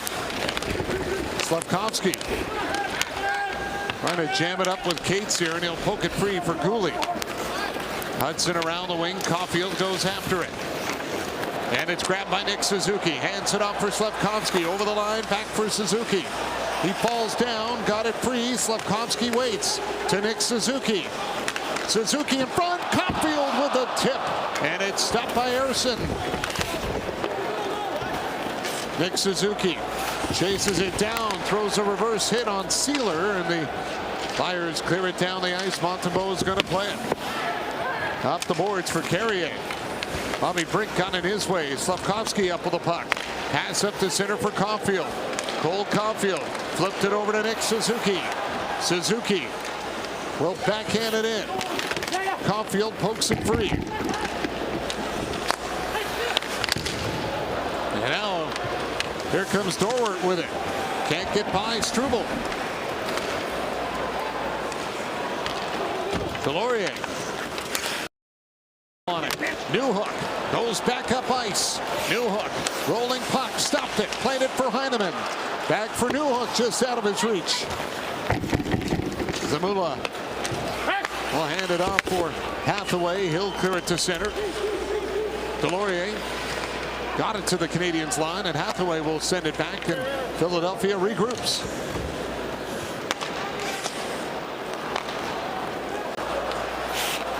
Zamula up ahead for Couturier. He'll tip it in. Savard off for Struble. Play it around for Heineman. Heineman, long pass, connects with Laine. Patrick Laine cuts in, takes the shot, and that one missed on the short side. Heineman tried to get it back behind the net. York was there to come up with it. And he'll play it ahead for Konechny. Off for Couturier. Michkov trying to go back for Konechny under his stick. Jake Evans has a little room. Evans with Gallagher going to the net. Evans dropped to Dvorak. Oh, what a glove save made by Samuel Ersson as he flashes the leather.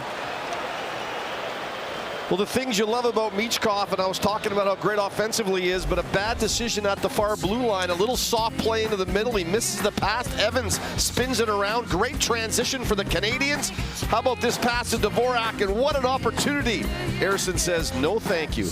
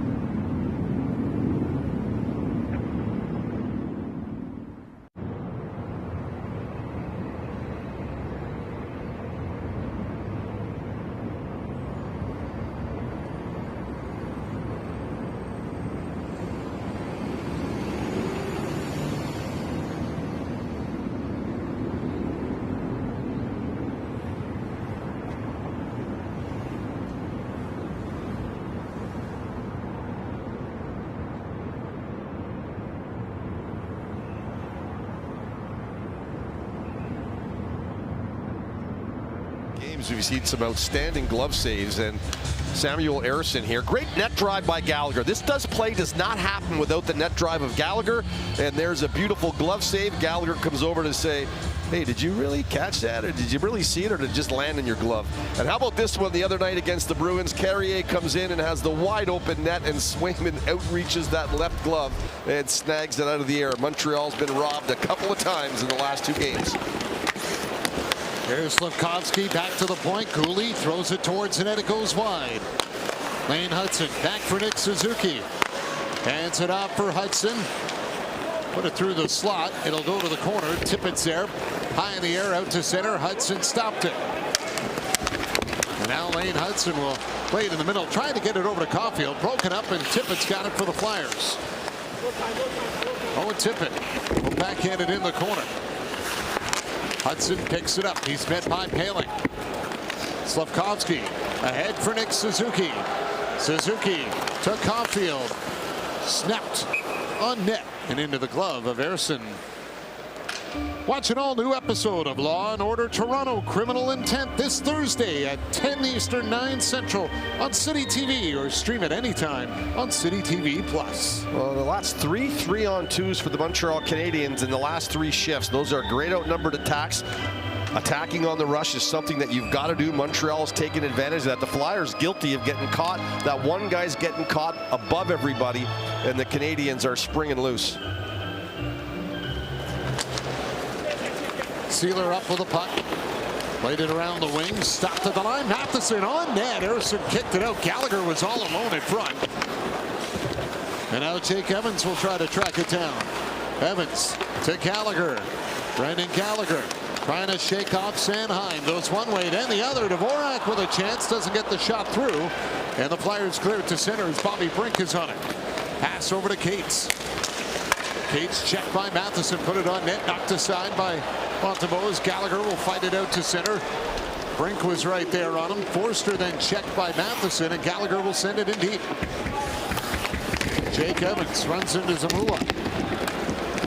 Brink, long pass across. That will elude the stick of Forster and be an icing call. Well, the Flyers are saying they touched that puck before it went into the zone. I don't think the linesman's going to buy it. It's going to come all the way back into the Flyers' end. It's more of a sloppier game, Barts, than I was expecting. I was expecting it to be a little crisper. It seems to be both sides a little bit more on the sloppy side, especially the passing and the movement of the puck. And it looks a bit disheveled at times, and that's why we're seeing so many turnovers and not a lot of rhythm in the game whatsoever, right? For the Montreal Canadiens, they've got to ante in here quickly. They've got to get going. This is a big game for them. They could really put themselves in a real good spot as far as making the playoffs, and I think it's been well-deserved. Take advantage of this opportunity. Lane Hudson up for Armia. And then Kapanen will force it in the Philly zone. Andre will clear it out. Konechny helps it down the ice. Hudson back on it. Here comes Lane Hudson. Pass up ahead. Pezzetta tips it in. It goes right to the net, and Ersson will put a glove on it. And if you're a Flyer fan, you're like, okay, why all the winning now? You know, we want the draft pick. We want to just go down in flames because we're not making the playoffs anyway, and let's get the draft pick that we really want, right? But fans know players are not wired that way. They come out to win every game that they play. They don't care. They love to play the spoiler.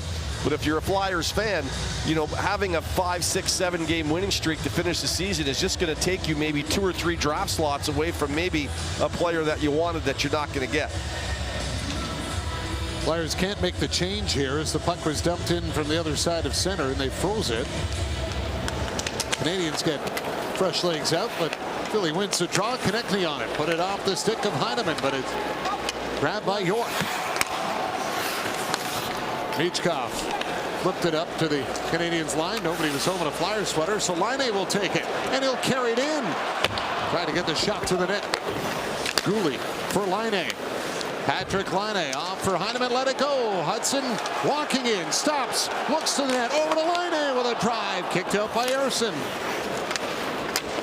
Heineman tried to backhand it in, down for Laine, broken up as Drysdale will skate it out. Drysdale left it for Michkov. He'll shoot. That missed on the short side. Couturier rolling puck at the point. Throws it back to the net, and it's into the glove of Montembeault. Oh, nice rush by Drysdale, and eventually it's Michkov that's going to get this puck. And this is the 3rd time in this game he's tried to go left side, short side, high. I don't know if it's something he's seen on Montembeault on the tapes in the locker room or whatever when they go through all their tapes, but he seems to like that short side high on the stick side. He's tried it, like I said, 3 times now. He hasn't hit the spot that I think he's been looking for. 2 on the forehand, and then 1 he came in on his backhand and tried it on that same side. Dvorak on the draw. Struble will clear it out. Jake Evans going right after Sanheim. He's got it. Dvorak with a chance. Ersson the save. Bouncing puck in the crease. Still free, and it's blown down as that puck was bouncing loose in front of the pad of Ersson. Beware of the flip. The flip. If the flip is good, it carries its distance and it allows your players, it's almost like the football when you get your guys downfield. If the flip is good and Struble's was good, it cleared Sanheim, and he's tall. That allowed Evans to not worry about puck, just worry about man. He finishes his check, gets the puck out to Dvorak. What a nice job. The flip is absolutely perfect. It turns the 2 defensemen, and Evans just gets on him, gets a good body check here, separates man from puck, and then nice backhand pass to Dvorak. And that's another really good save by Ersson. He's been solid. Suzuki won the draw. Hudson overskates it, but he'll turn back and get it. Hudson gets away from Forster. Lane Hudson tries to shake off Noah Cates, and he lost it, and the Flyers work it up at center. Brink comes in, poked away by Cooley. And Caulfield on the back check tips it over his own goal. Nick Suzuki battles along the boards for it. He's got it now. Sends it over to Hudson. Lane Hudson gets in over the line. He'll check up. Played it for Slafkovsky. Drop. Gooley fanned on the one-time shot. Caulfield Got it down low. Zamula was there to clear it out at center. Caulfield will settle it down, and he knocks it back for Cooley. Suzuki to Slavkovsky. Here I Slavkovsky to Caulfield, centered in front for Suzuki. Couldn't get a stick on it. Slavkovsky back to Caulfield. Caulfield dancing around with it. Caulfield over to Struble. Back for Savard. Penalty coming up to Philadelphia. And they'll touch the puck, and the Canadians will go to the power play after they try to get a little something going. Well, once again, the Canadians do some damage on the rush. And it's been a rush kind of second period for them. They've created some really good opportunity. This one, it's the Suzuki line, and it's going to be a nice little shovel pass from Slavkovsky down to Caulfield. He goes across the crease, but Mishkov does a nice job on Suzuki. So Canadians power play coming up when we return to Montreal on Hockey Night in Canada.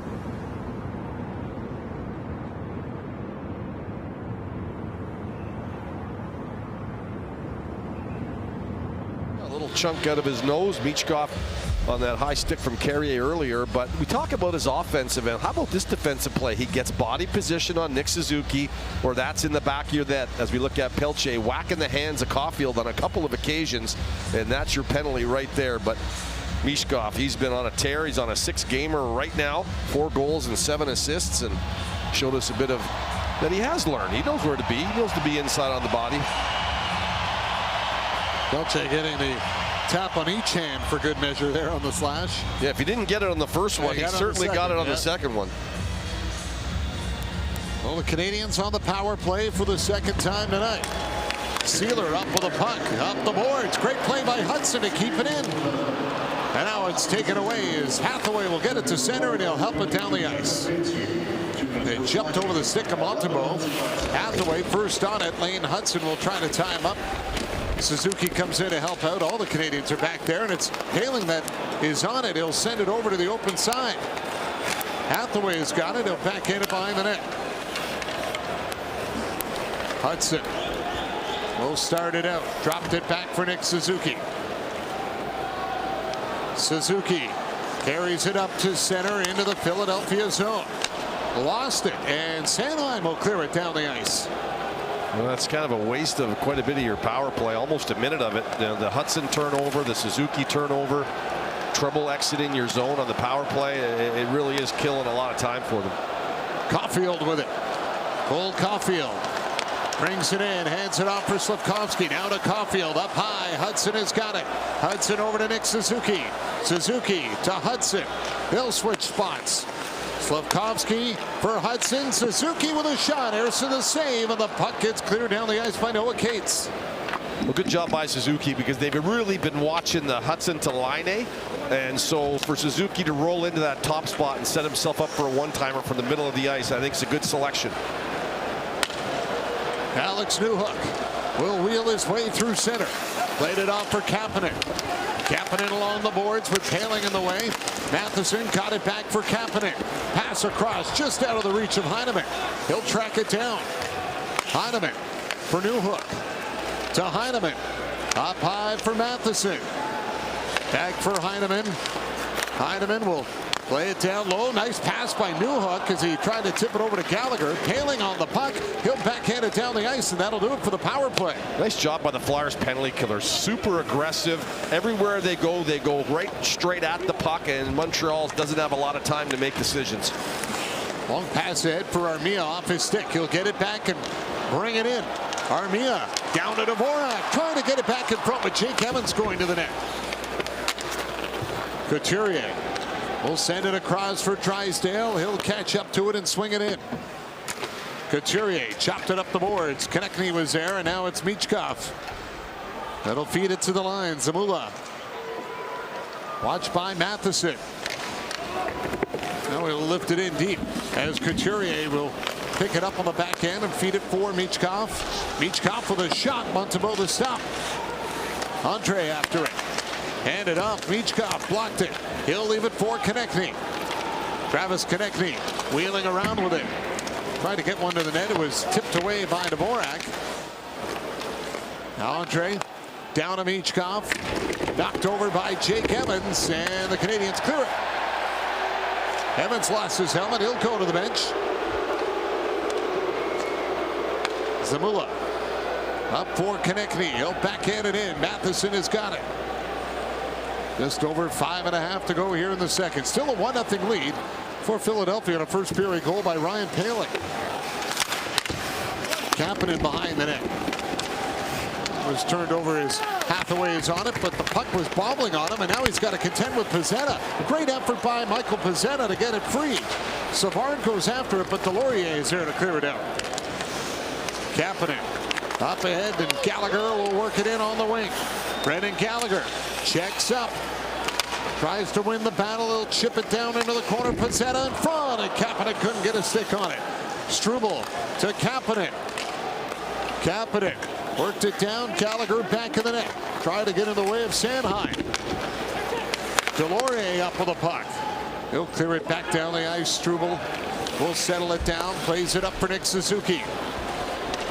Tried to flip the pass over on the wing for Slafkovsky. Struble follows up. Struble, pass in front. Slafkovsky to Suzuki. Oh, the big save by Ersson. He got the blocker out on that one-timer. Canadians trying to get a little something going. Looking to tie this one up as Nick Suzuki had a great chance, but he's denied.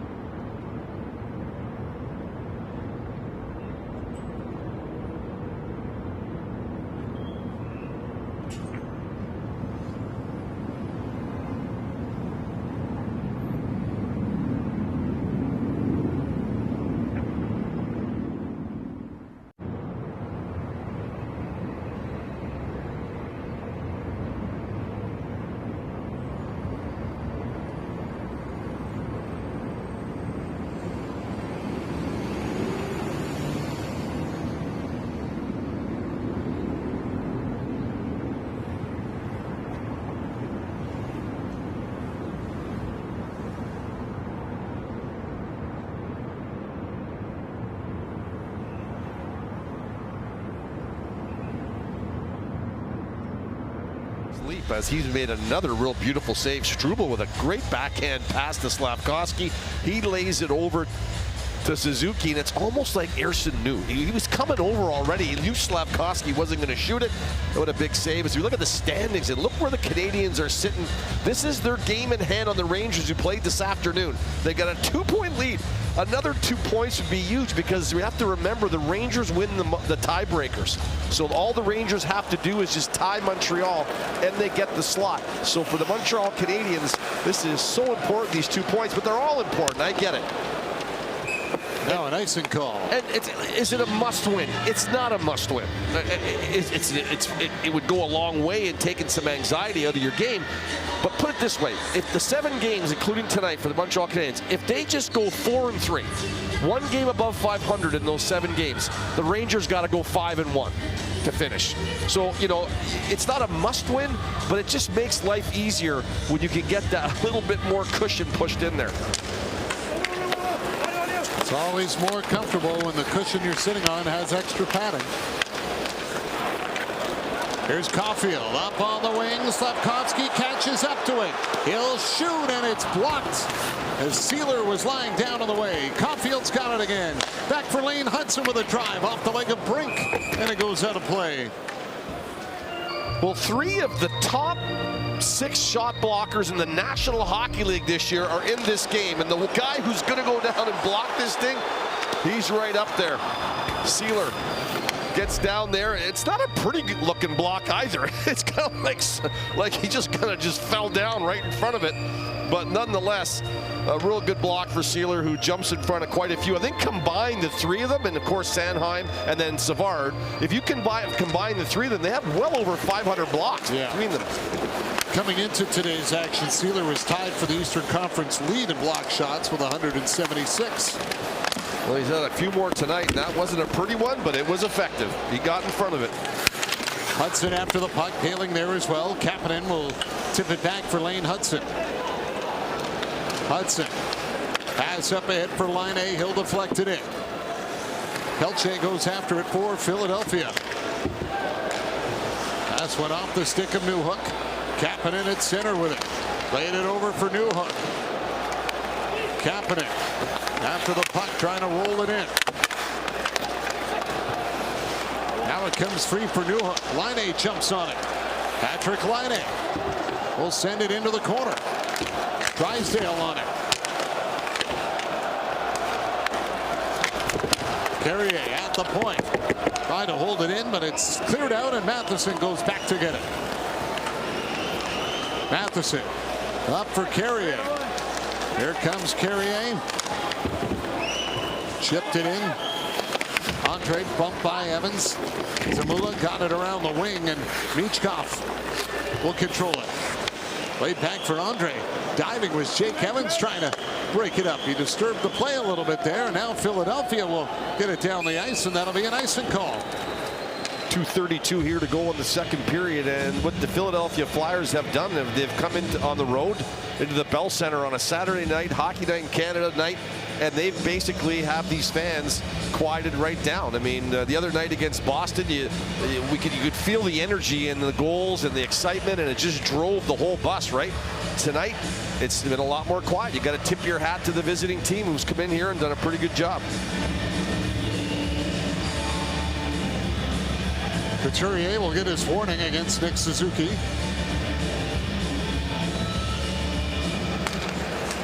Couturier won the draw. Andre will come up with it now, and he'll skate it out.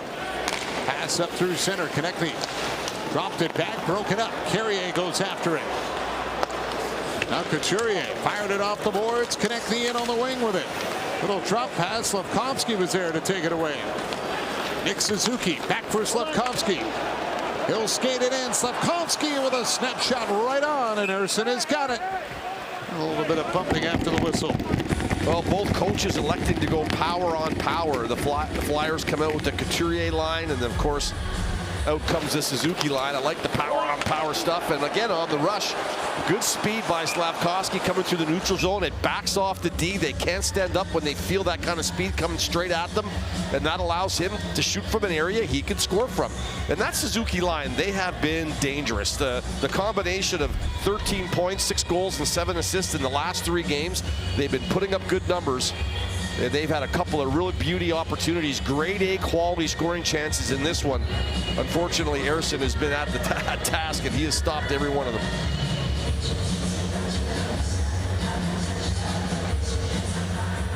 Cates toss from the draw, Brink in to take it. Brink will win it. Sanheim around the goal. Over to Forster. Up for Brink. He'll speed into the Montreal end. Brink checked by Cooley. Dvorak will take it. Hands it up for Hudson. Now to Caulfield with it. Cole Caulfield to Caden Gooley. Cross ice for Brendan Gallagher. Gallagher waits, trying to get it back for Gooley. It was broken up. Now Dvorak at the line will make a play to try and feed it in, but he is stopped.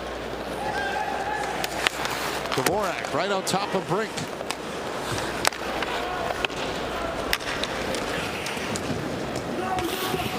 Carson Duran. On it down low. Gallagher takes a big hit from Hathaway. Heineman will bat it around the boards. Dvorak goes after it. York there first, but it's Hudson that'll come up with it. Lane Hudson up to center for Heineman.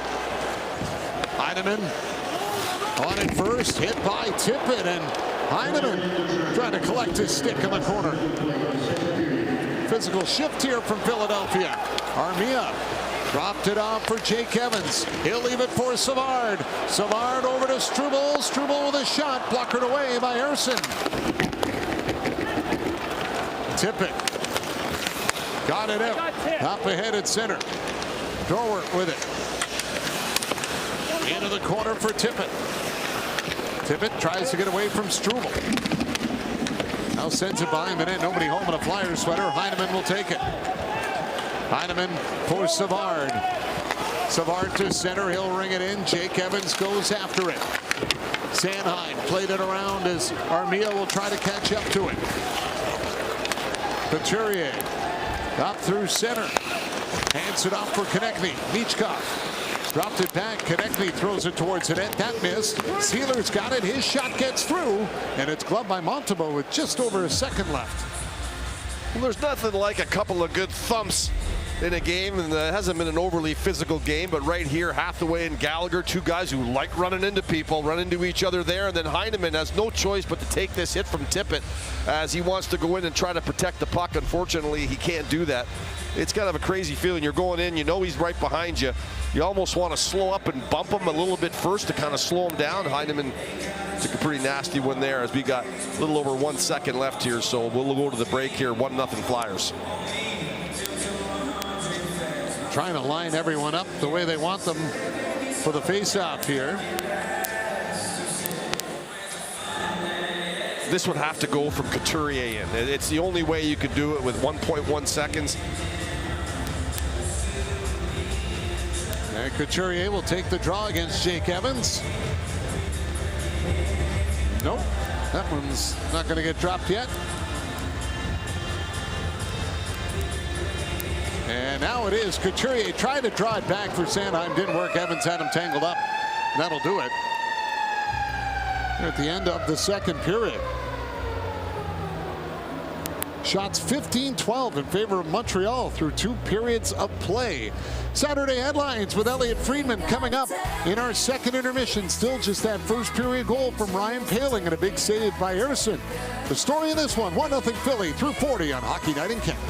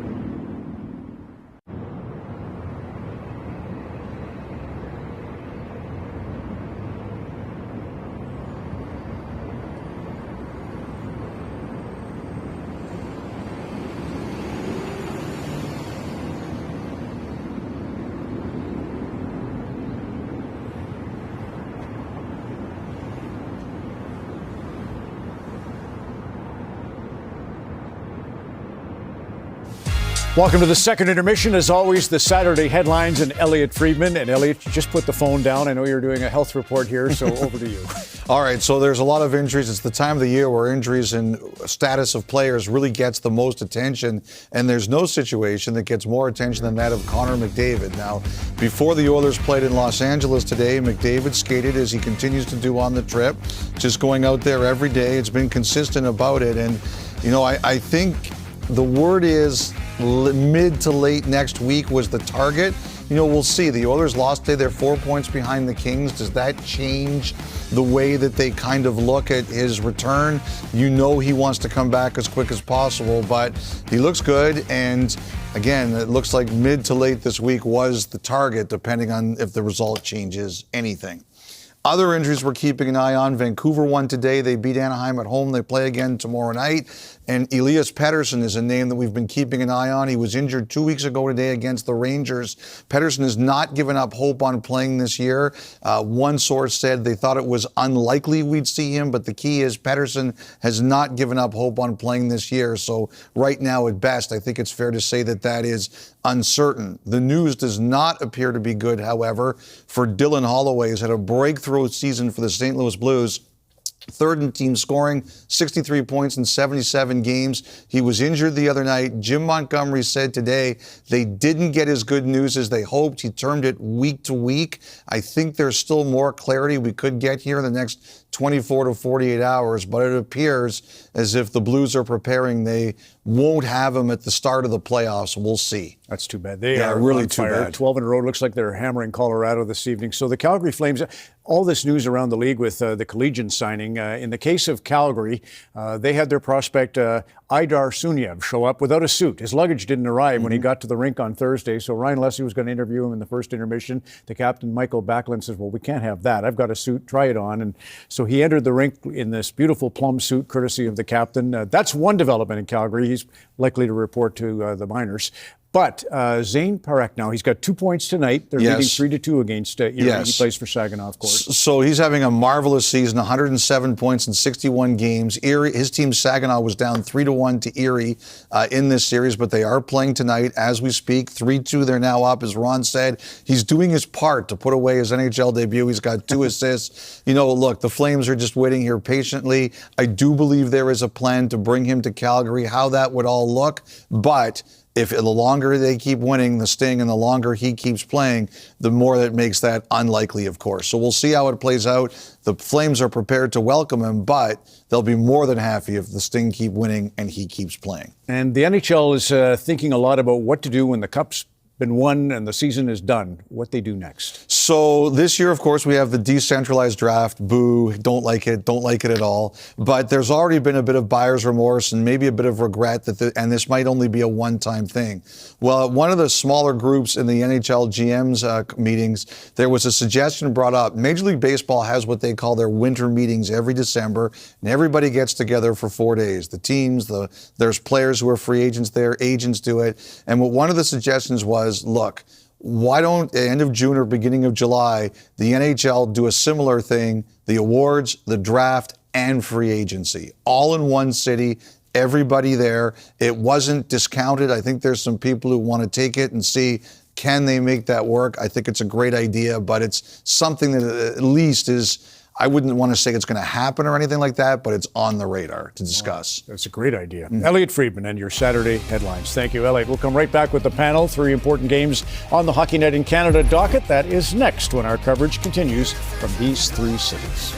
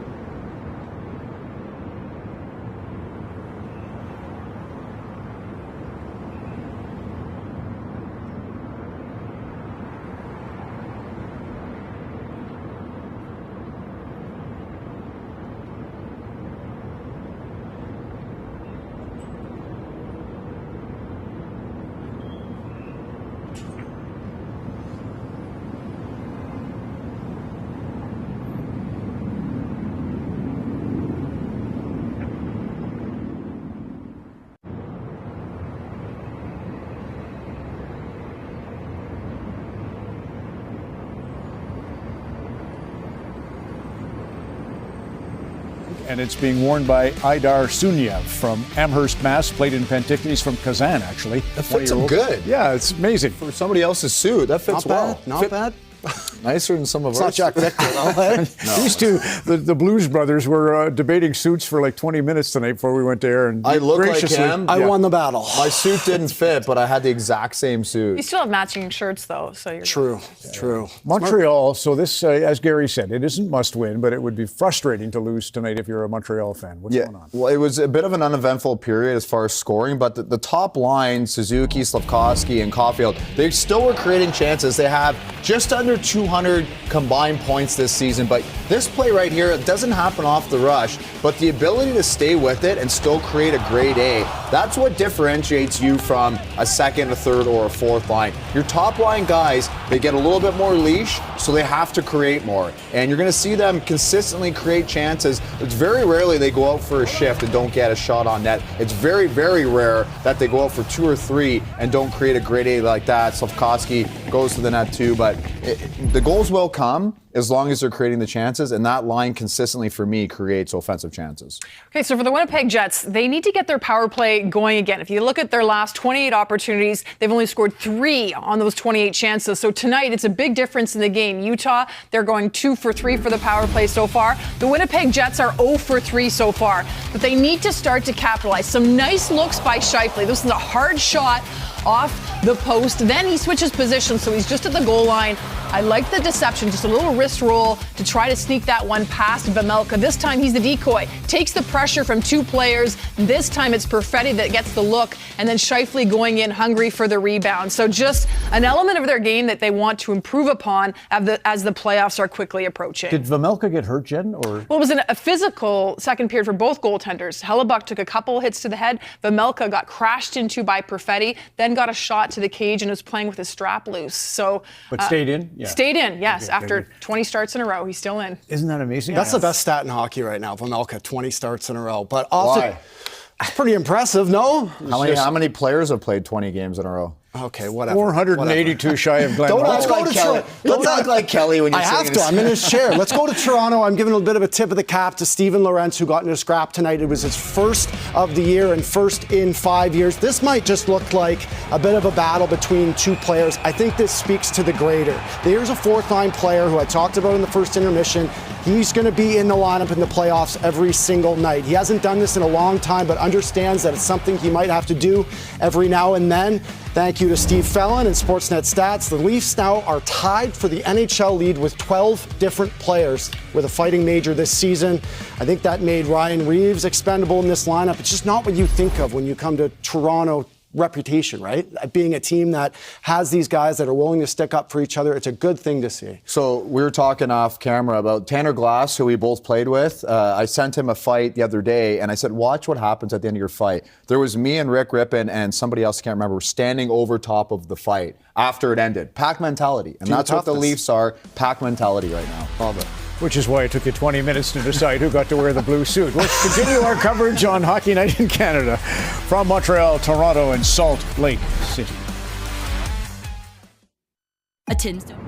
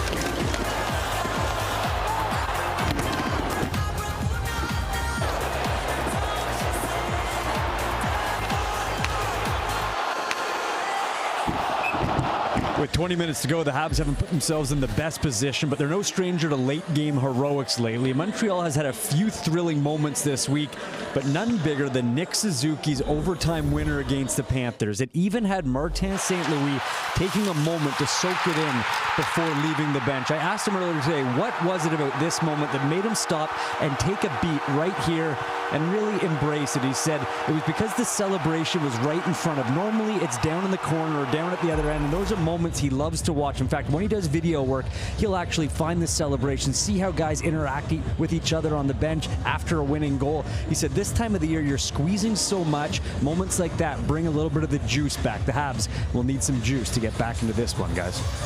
I agree. I think they are missing a bit of the juice, but they've been on a stressful period of time. I mean, they lose those 3 games. That's stressful. You feel it slipping away. Then you win 3 games. I mean, the Rangers losing this afternoon, it does bring a little bit more on you because now you're not waiting and seeing. You know they lost, so now you think, we got to win this, guys. But, sometimes you just start squeezing a little tight. Here comes Nick Suzuki. Over the line, left it for Caulfield. Back across for Slafkovsky. Slafkovsky to the point. Hudson with a shot. Sails over the net. Caulfield trying to grab it at side of the goal. And Brink is there to clear it out. Caulfield sends it right back in. Cooley slowed it down. Slafkovsky trying to get it down for Caulfield. Taken away by the Flyers. As Sanheim will get it to center and roll it in. Lane Hudson will control it. Hudson up for Dvorak. He'll gain the red line and feed it in. Harrison slowed it down as Cam York will take it. York off the boards for Michkov. Blocked by Jake Evans. Gallagher will find it. Gallagher to Evans. Oh, and he had a great chance and just missed the net. Gallagher on the turnover has got it again. His shot doesn't get through. It's blocked. Dvorak after it. Dropped it for Evans. Evans trying to give it back for Dvorak. Now he'll take it. Dvorak for Evans. Jake Evans centered. Gallagher scores! Number 20 on the year for Brendan Gallagher, and the game is tied.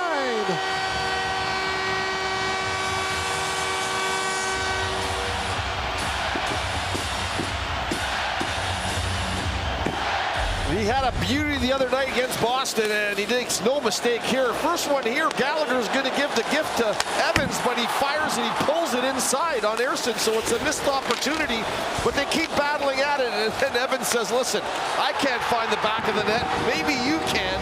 And as he's going in behind, he lays it back in, and Gallagher makes the adjustment to come down about 4 or 5 feet to the dot, and that's all he needed. He ripped it upstairs, and the Canadians have tied this thing up with plenty of time to go, and they got the crowd now into it. Might be exactly what the doctor ordered to just get things spun around for them, but a really good shift by the line. Remember, Anderson is usually on that line, and he's not there as this crowd gives Gallagher a standing ovation, his 20th goal of the season. What a nice job here by Dvorak and Evans. And again, Anderson is normally on this line, but he's not playing this evening, so they've moved Evans up onto that wing with him. And pretty good play down low below the goal line by Evans. And Gallagher, so smart at finding the open space, right? That puck gets deflected into the seats. The other night in the Boston game, remember I think it might have been Evans that went in to poke the puck, and then it went off a stick and went right to Gallagher in the slot, and then he ripped it top shelf. I mean, you got to get rid of that puck quickly. The longer you wait, the more advantage goes to the goaltender, I think. You got to unload as fast as you can, and really, real nice play by Evans to Gallagher. Goals in back-to-back games for Brendan Gallagher, and Jake Evans had 2 assists in that game against Boston. He sets up the equalizer here early in the third. It's been a real great kind of renaissance year for Brendan Gallagher. Sure he has been so good. You know he puts in the effort. You know he does the work. It's nice to see you get rewarded and feel the confidence that you could snipe again, you know? Here's Tippett with a shot wide. Came off the boards quickly and right back to Montembeault, and he'll cover it up. Well, lively backboards, and that one comes right back out. And I think smartly, Samuel Montembeault just shuts this thing down. You don't want to start pushing pucks out around the net when guys are confused of where it's coming from. There wasn't much on this. It just kind of went off the skate of Savard and then off the back wall, but it had a lively bounce to it. And Montembeault, who's been so good since Four Nations. I mean, the Canadians themselves have been so good, but Montembeault himself, especially here at home. Failing toss from the draw. Pelche will come in to take it against Nick Suzuki. Suzuki won it, got it back for Carrier. Up the board, Slafkovsky is on it at center. Cross-ice pass, Suzuki will bring it in. Nick Suzuki waits, played it over Hudson to Gooley, put it off the outside of the net. Sealer will get it up for Sanheim. He's going to backhand it down the ice. Tippett taken to the boards by Caden Gooley and then taken down. And Gooley lost his gloves, lost his helmet, lost his stick. His car keys and wallet, I think, are there too, but he skated away and left them. Here comes Hudson.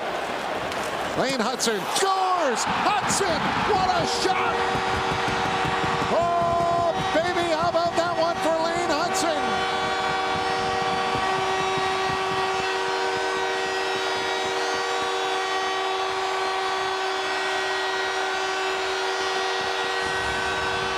What a well-placed shot by the youngster as he creeps closer to Chris Chelios. An inside-out move twice. And as he gets down towards the goal line, I mean, how tight is he to the goal line when he beats Ersson with this puck? This is going far side, top shelf. Wow, what a beauty. We've gotten to know him as such a great passer, and this one is going to go short side. This isn't one that cuts across his trapper. This is one that goes between his mask and his right shoulder and comes right on the inside.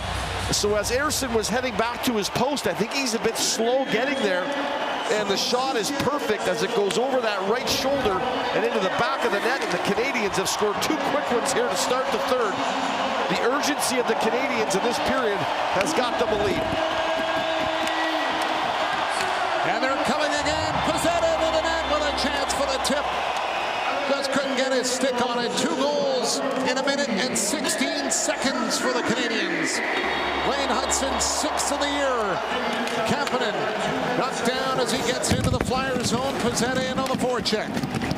And Hudson now 1 point away from tying Chris Chelios for the Canadians' record for points by a defenseman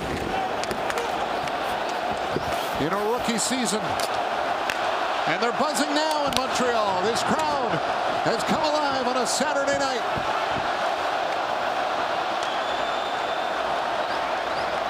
Matheson up to center and he'll backhand it in. Jake Evans goes after it. He'll poke it free. Konechny cleared it ahead and it's brought up ice. Michkov checked at the line by Matheson. His pass across is picked off by Gallagher. It's cleared out. Michkov got a piece of it. Konechny on it. Cleared away again, and then Michkov ran into Gallagher. Nick Sealer played it across for Sanheim. Off the boards and out to center. Pelche right back for Sealer, and Sealer will give it for Sanheim. Sanheim across for Tippett, walking in, snaps the shot, and that got deflected over the glass.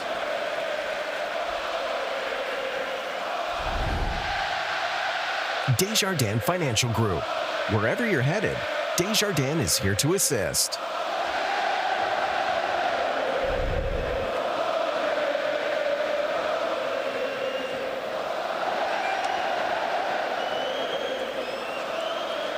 Well, they're feeling it right now after Lane Hudson gets the go-ahead goal early in the third, and the Canadians have come out flying.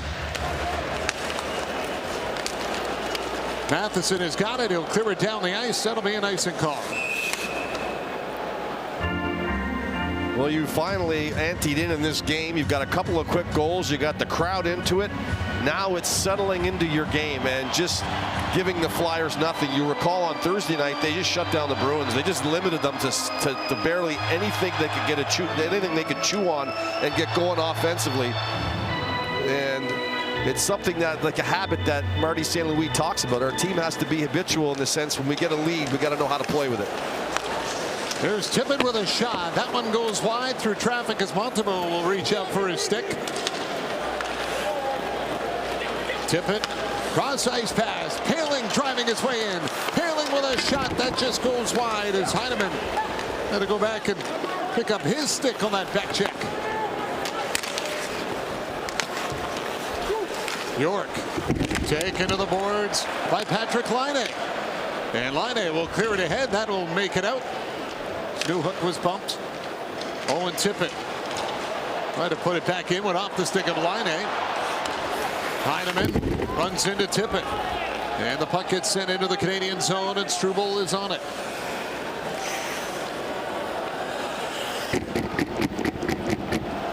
Struble starting up ice with it. Pass up ahead. It's tipped in by Caulfield. Andre around the wing, and Forster's there to clear it out. Brink works it in as Cates goes after it, but Hudson will hold him off. Nick Suzuki at the line, picked off by Brink. Bobby Brink tries to go to the net. It's free in front. He slides into Montembeault, comes back to the point. Andre hands it off. Zamula with a shot that's blocked. And here come the Canadians as it's Caulfield that'll lead it out. Cole Caulfield waits, shoots, pluckered away by Ersson. Rebound knocked in front by Nick Suzuki, but Slavkovsky was down too low. Caulfield trying to hold the zone. Slavkovsky to Caulfield, taken away by Brink. And Hudson will chase it back into his own end.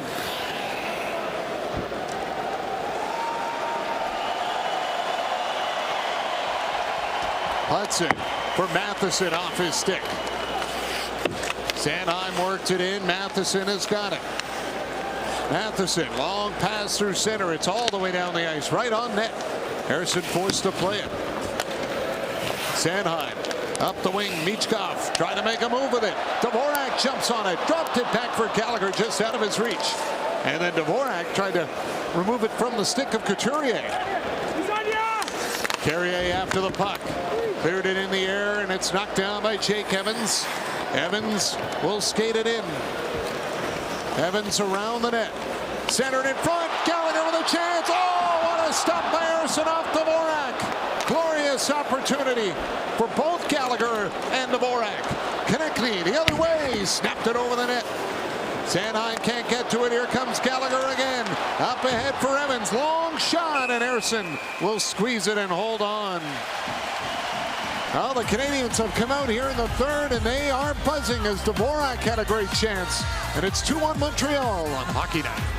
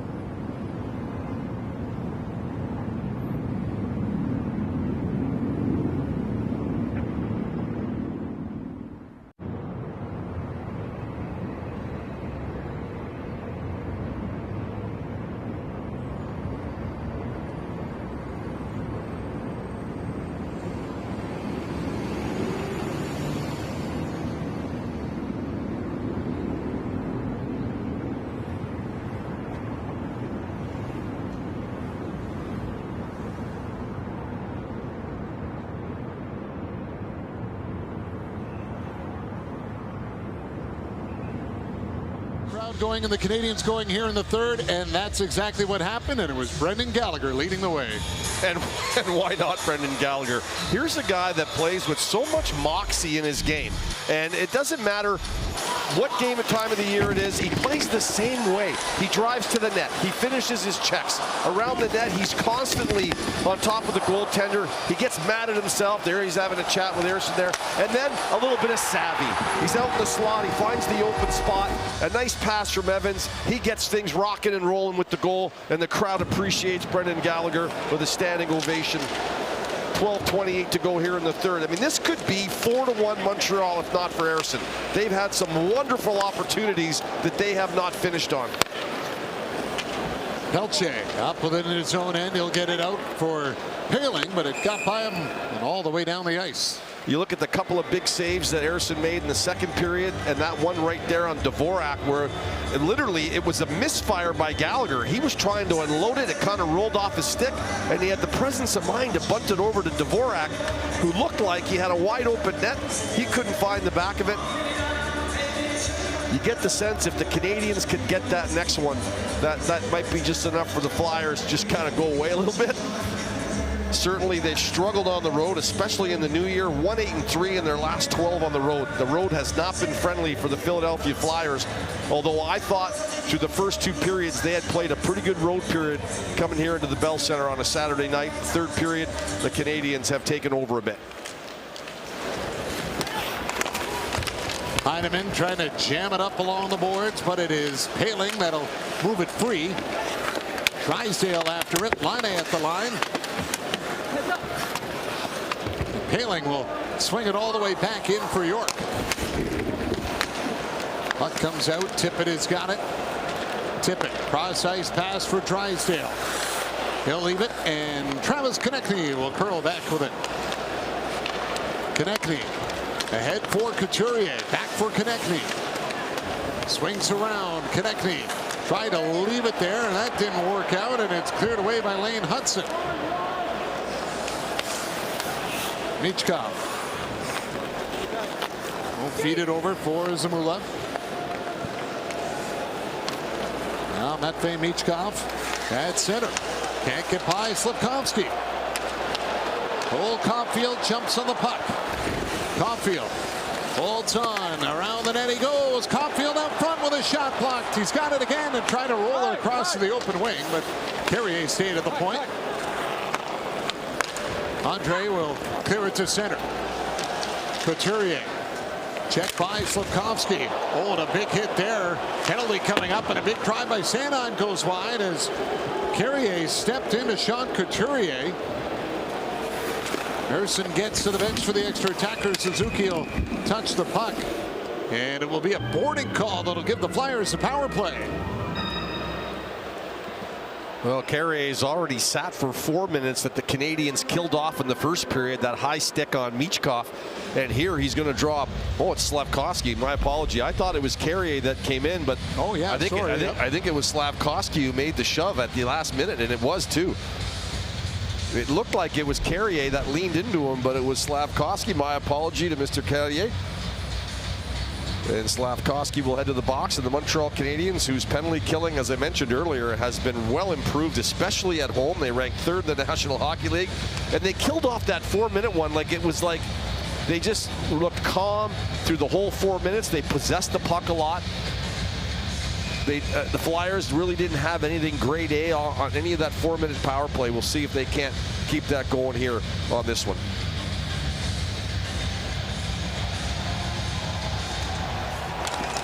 Scramble off the draw. Matheson goes back to get it. He'll play it up for Armia. Can't get it out. Michkov kept it in. Pass down low. Konechny with it. Up high to Brink. Back for Konechny. Shooting. Kicked up by Montembeault. Rebound. Great save by Montembeault. Off of Couturier as he throws out the left pad. Armia over to Jake Evans. Evans shorthanded. High shot off the shoulder of Ersson. Brink leaves it for Konechny. Hands it off to Michkov. Couturier with it. Couturier down for Forster. Back to Michkov. Now Brink with it. Over to Michkov. He'll shoot. That doesn't get through as Cooley will get it out.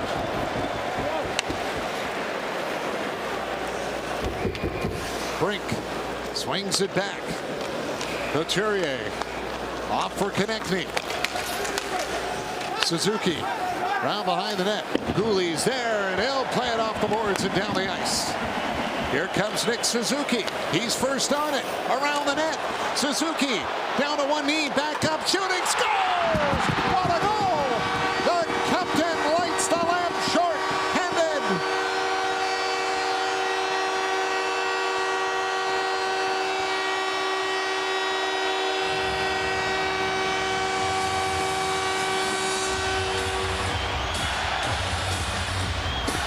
You cannot negate the fact that Samuel Montembeault makes two beautiful saves with his left leg right there. I mean, that easily could have been 2-2. And then the captain will chase down this puck, and as he circles around, he stumbles a bit, but nobody really adjusts to come out to play him. The both Flyer players kind of sat back in front of the net, and Suzuki takes advantage of Brink, who's a forward playing defense. He doesn't adjust, post it in. Thank you very much. The captain, since the Four Nations Cup, has been in on over 45% of the Montreal Canadiens goals, and that's another one for the captain here tonight. He has been red hot. Second shorthanded goal this year by Suzuki. 7th career shorthanded goal. Flyers still on the power play. Tippett with it. Tippett hands it off. Paling in front for Canes. Picked off by Jake Evans. And Evans will put it off the boards down the ice. And then Evans goes back after Carson Doward and gave him a little hack.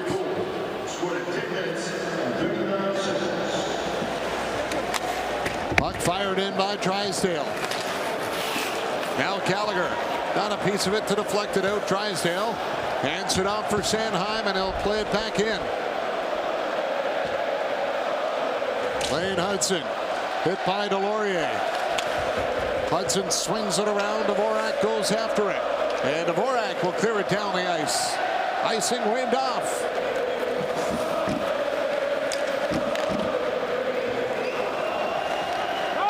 Lane Hudson will play it back in his own end. Hudson scoring the 63rd period go-ahead goal for the Canadiens this season. Tied for third in the NHL with the Jets behind Vegas and Washington with 19 and 20 respectively. Zamula round the wing. Konechny tried to get it out. It went off a skate. Nearly bounced in front for Slafkovsky. Couturier up with it. Caught on the back check by Caulfield. Down goes Caulfield, then Matheson and Couturier in a pile, all three of them at the blue line. Zamula turn it over. Suzuki in front. Slafkovsky with a chance. Couldn't get it to go. Konechny back up ice for the Flyers. Trying to dance his way around Matheson, and that won't work. Canadiens are out shooting the Flyers 10-4 here in the third. Michkov snaps it right on, and Montembeault has got it, and he'll hold on. Brendan Gallagher, Lane Hudson, and Nick Suzuki have made it a 3-1 lead for Montreal.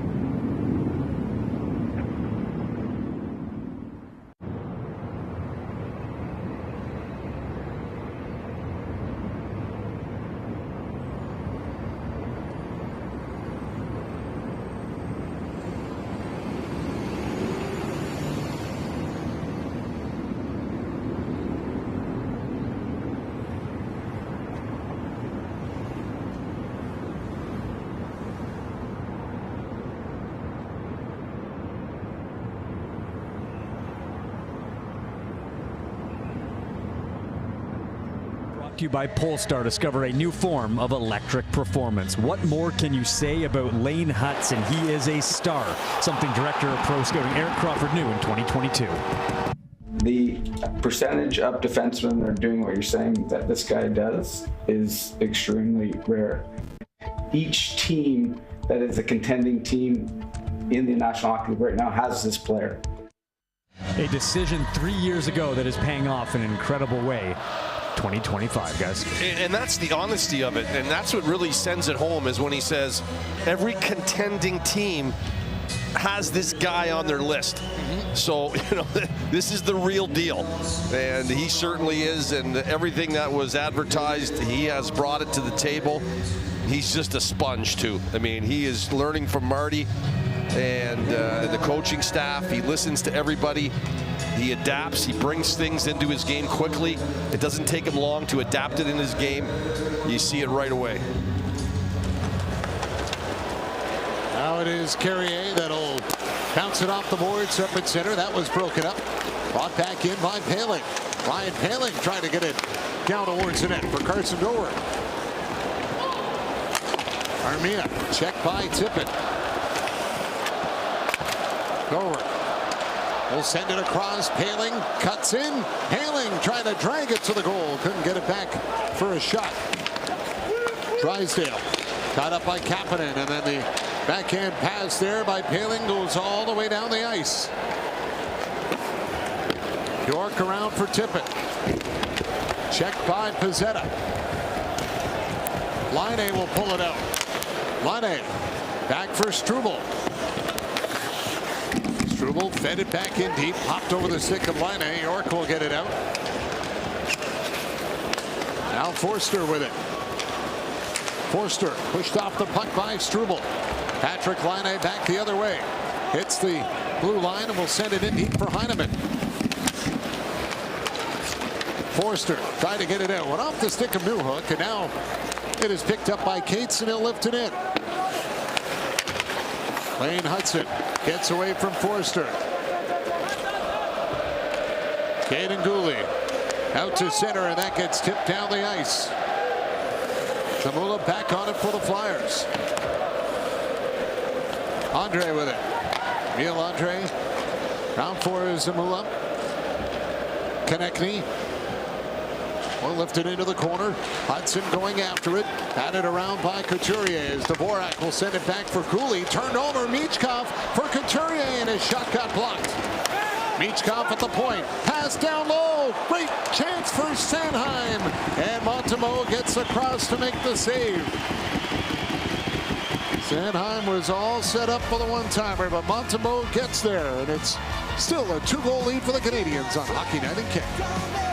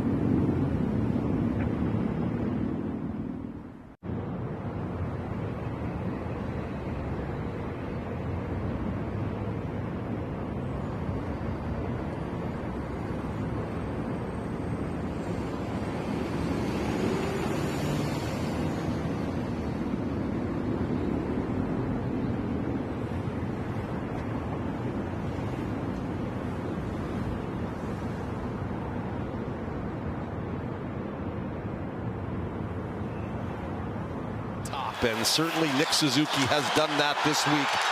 The Canadians in all important games to get them into the playoff spot, and it's been quite the week for the captain, Nick Suzuki. It just keeps ramping it up, scoring big clutch goals, setting up players since Four Nations. He has been fabulous here tonight. The turnaround wrist shot off the post and in, short-handed. And that was a real backbreaker, I think, in this one for the Flyers. And as I said, when you play in your biggest games, the ones that mean the most, you need your guys, the big guys, to step up and be a huge part of it. And the ones that do, boy, oh boy, they're the ones that go down in history. And for Nick Suzuki, he's had quite the run here when the Canadians have needed him most. Couturier lines up for the draw against Dvorak. Sanheim tried to jump in to get it. Down he goes, and it's Gallagher racing after it with Evans going to the net. Gallagher shoots, kicked out by Ersson. Flyers try to settle it down a bit here in their own end as Gallagher's right after Michkov for the forecheck. Jake Evans will swing it around. Sanheim off the boards. Konechny had to go off his stick. Carrier will fire it in. Evans in front. Slafkovsky with a shot off the glove of Ersson. And Dvorak was right there, just couldn't get to the rebound. Sanheim brings it back in, left it for Konechny. Konechny round to the far side. Suzuki tried to chip it out. Matheson went to reach for that one, just got by. Now Suzuki over to help out. Dvorak's there. He'll clear it away. And York will back up in his own end with it. Drysdale on the puck. Feeds it across. Grover will set it on the wing. Quick shot by Tippett. Blocked by Montembeault. Cates has got it. Cates can't get that to the net. Matheson tried to clear it out. Kept in. Another shot right on by Dorward. Is stopped by Montembeault. He'll hold on.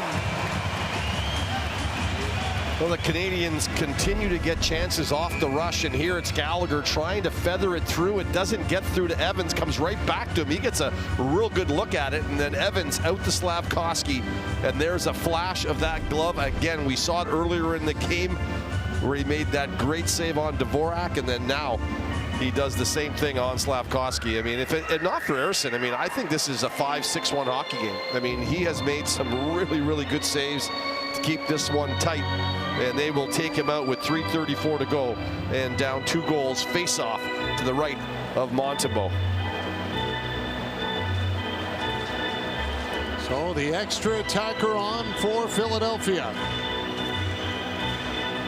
Couturier will take the draw against Jake Evans.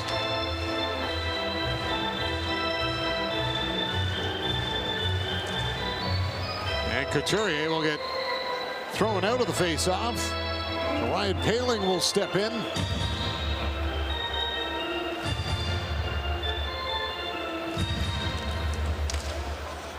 Scramble off the draw. Flyers get it. Konechny back to the point. Drysdale walks the line. He'll give it off for Konechny. Travis Konechny down to Sean Couturier. Back for Konechny. Trying to get in the slot for Brink. Broken up. Armia will get it to the line. He'll backhand it down the ice. And that'll be an icing call. Since when were Canadians passionate, or loud, or exciting? Since when were Canadians proud? When weren't we? Canadian since 1786. Well, Armia gets that one, and he's on his forehand, and I thought, okay, he's going to throw it down to the open net. Then he went to his backhand, which is a lot tougher, and he missed the mark.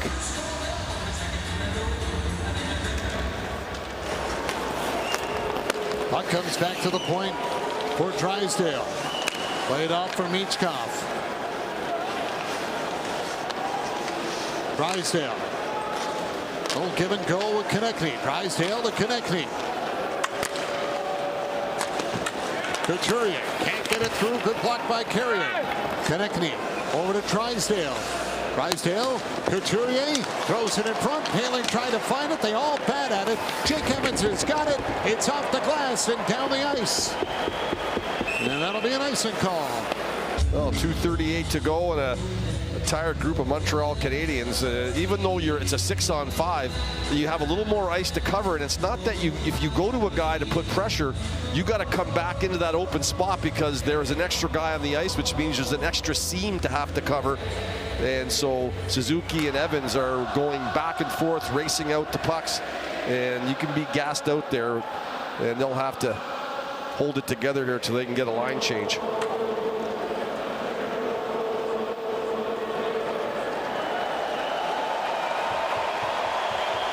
Oh, they jump early on the draw, and that'll be a warning for Jake Evans.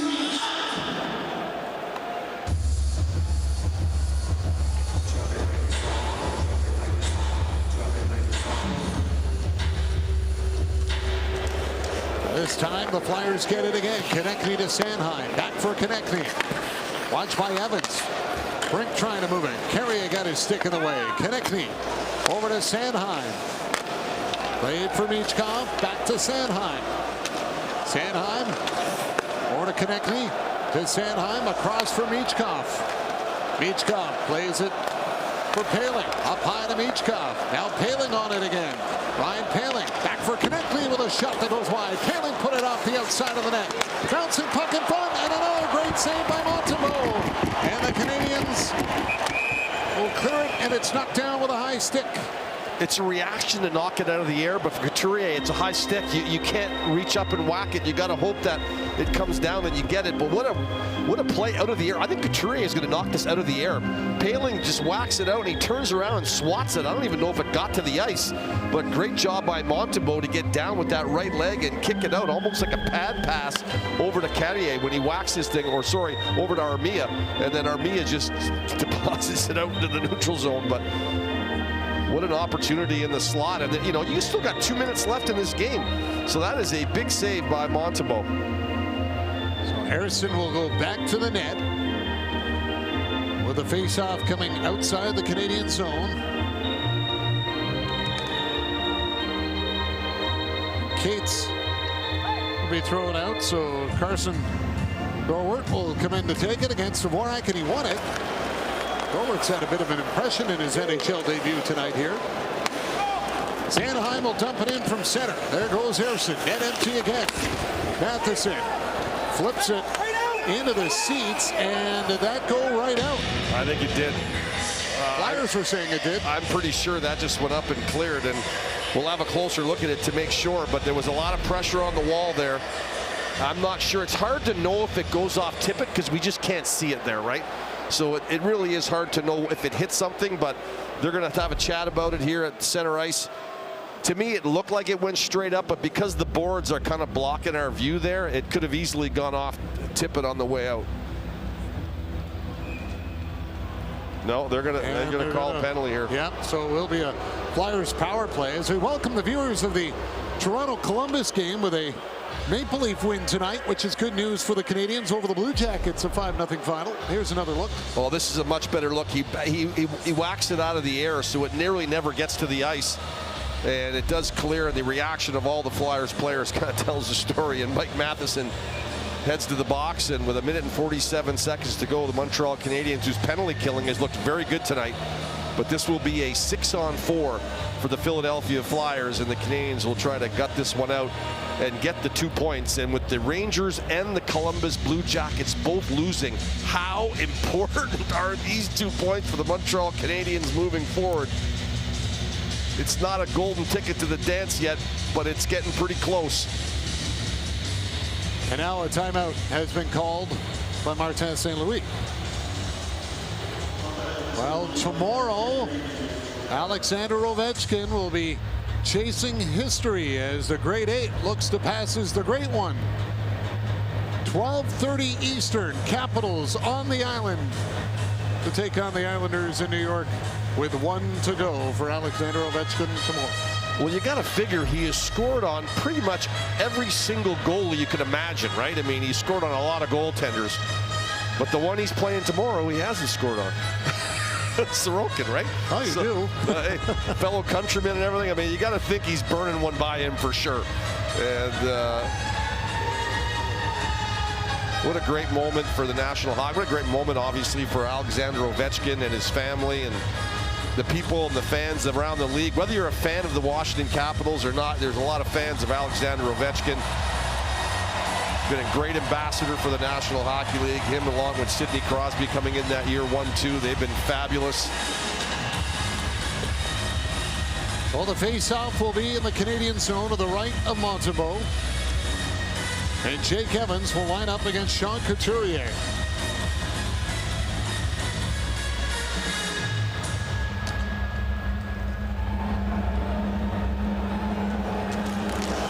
Couturier won the draw. Konechny has got it. Back for Brink. Bobby Brink hands it off for Konechny. He'll shoot, and it's blocked by Savard. Good job by Brink to keep it in. Konechny has got it. Konechny hands it off. Centering pass in front for Couturier. Got away. Michkov to the point. Brink stick breaks. Evans down the ice. Shot it wide. And Brink is back. He's got to kick it here without a stick. He's got to go get a stick. You're of no help to anybody, and they're short-handed, so they can ice it. Just head to the bench and get your stick. Michkov with it. Michkov drops it off. Konechny at the line will rattle it in. Savard goes after it. He'll hold it up in the corner. Couturier trying to move it. Down goes Cooley. Cooley now without a stick. He'll get back to the pile to get one. Brink has got it. Over to Konechny. Back to Brink with his shot goes wide. Picked up by Poehling. Hands it off for Konechny. Konechny waiting. Down for Poehling. Now back to Konechny, and then Evans had his stick knocked right out of his hands. Konechny in front, scores! Tyson Foerster puts it home and makes it a one-goal game with 38.5 left on the clock. Well, things will tighten up here, and there's still a lot of time left. A couple things happening Montreal not happy about. Gooley, first of all, feels like he got taken down in the corner, no call, and then the stick gets swatted out of Evans' hands by Foerster, and then he goes right up into the spot where Evans' stick would be there if he had it, and he's able to unload this thing, and it's going to come through Savard and get to the right side of Montembeault and find a hole and trickle into the net. And then Suzuki now is having words with the official saying, this is incredible. He just swatted the stick out of his hand. There was not a call on the ice. Tyson Foerster with his 19th of the year for the former Barrie Colt from Alliston.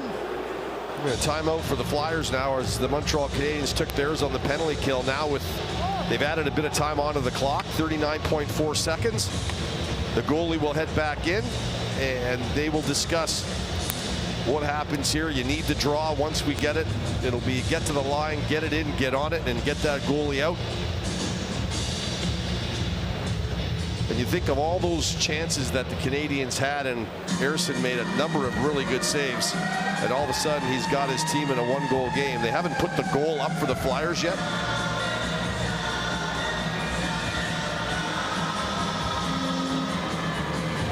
And the Montreal Canadiens are going to have to gut this one out. Oh, a little extra drama in this one. Harrison in the net. Suzuki will line up against Couturier for the face-off at center. Couturier tries to set up directions here for Konechny. Michkov lined up on the far side, back of the blue line. Suzuki on the draw, and he got it back for Matheson. Over to Carrier. Off the boards and out to center. Foerster blocked it. Now it's dumped in. Matheson up the wing. Brink knocked it down. Suzuki to the point. Held in by Foerster. Konechny around the boards. Michkov is there. Into the corner. Carrier tried to hold it up. Carrier again trying to jam it up. Couturier looks to dig it out. Matheson diving for it. Comes free to Foerster. 10 seconds to go. Michkov with it. Michkov for Konechny. Konechny waiting. Drop to the line. Michkov shoots. Montembeault got a piece. Couturier center. Game over. And the Canadiens will move 4 points up on the New York Rangers.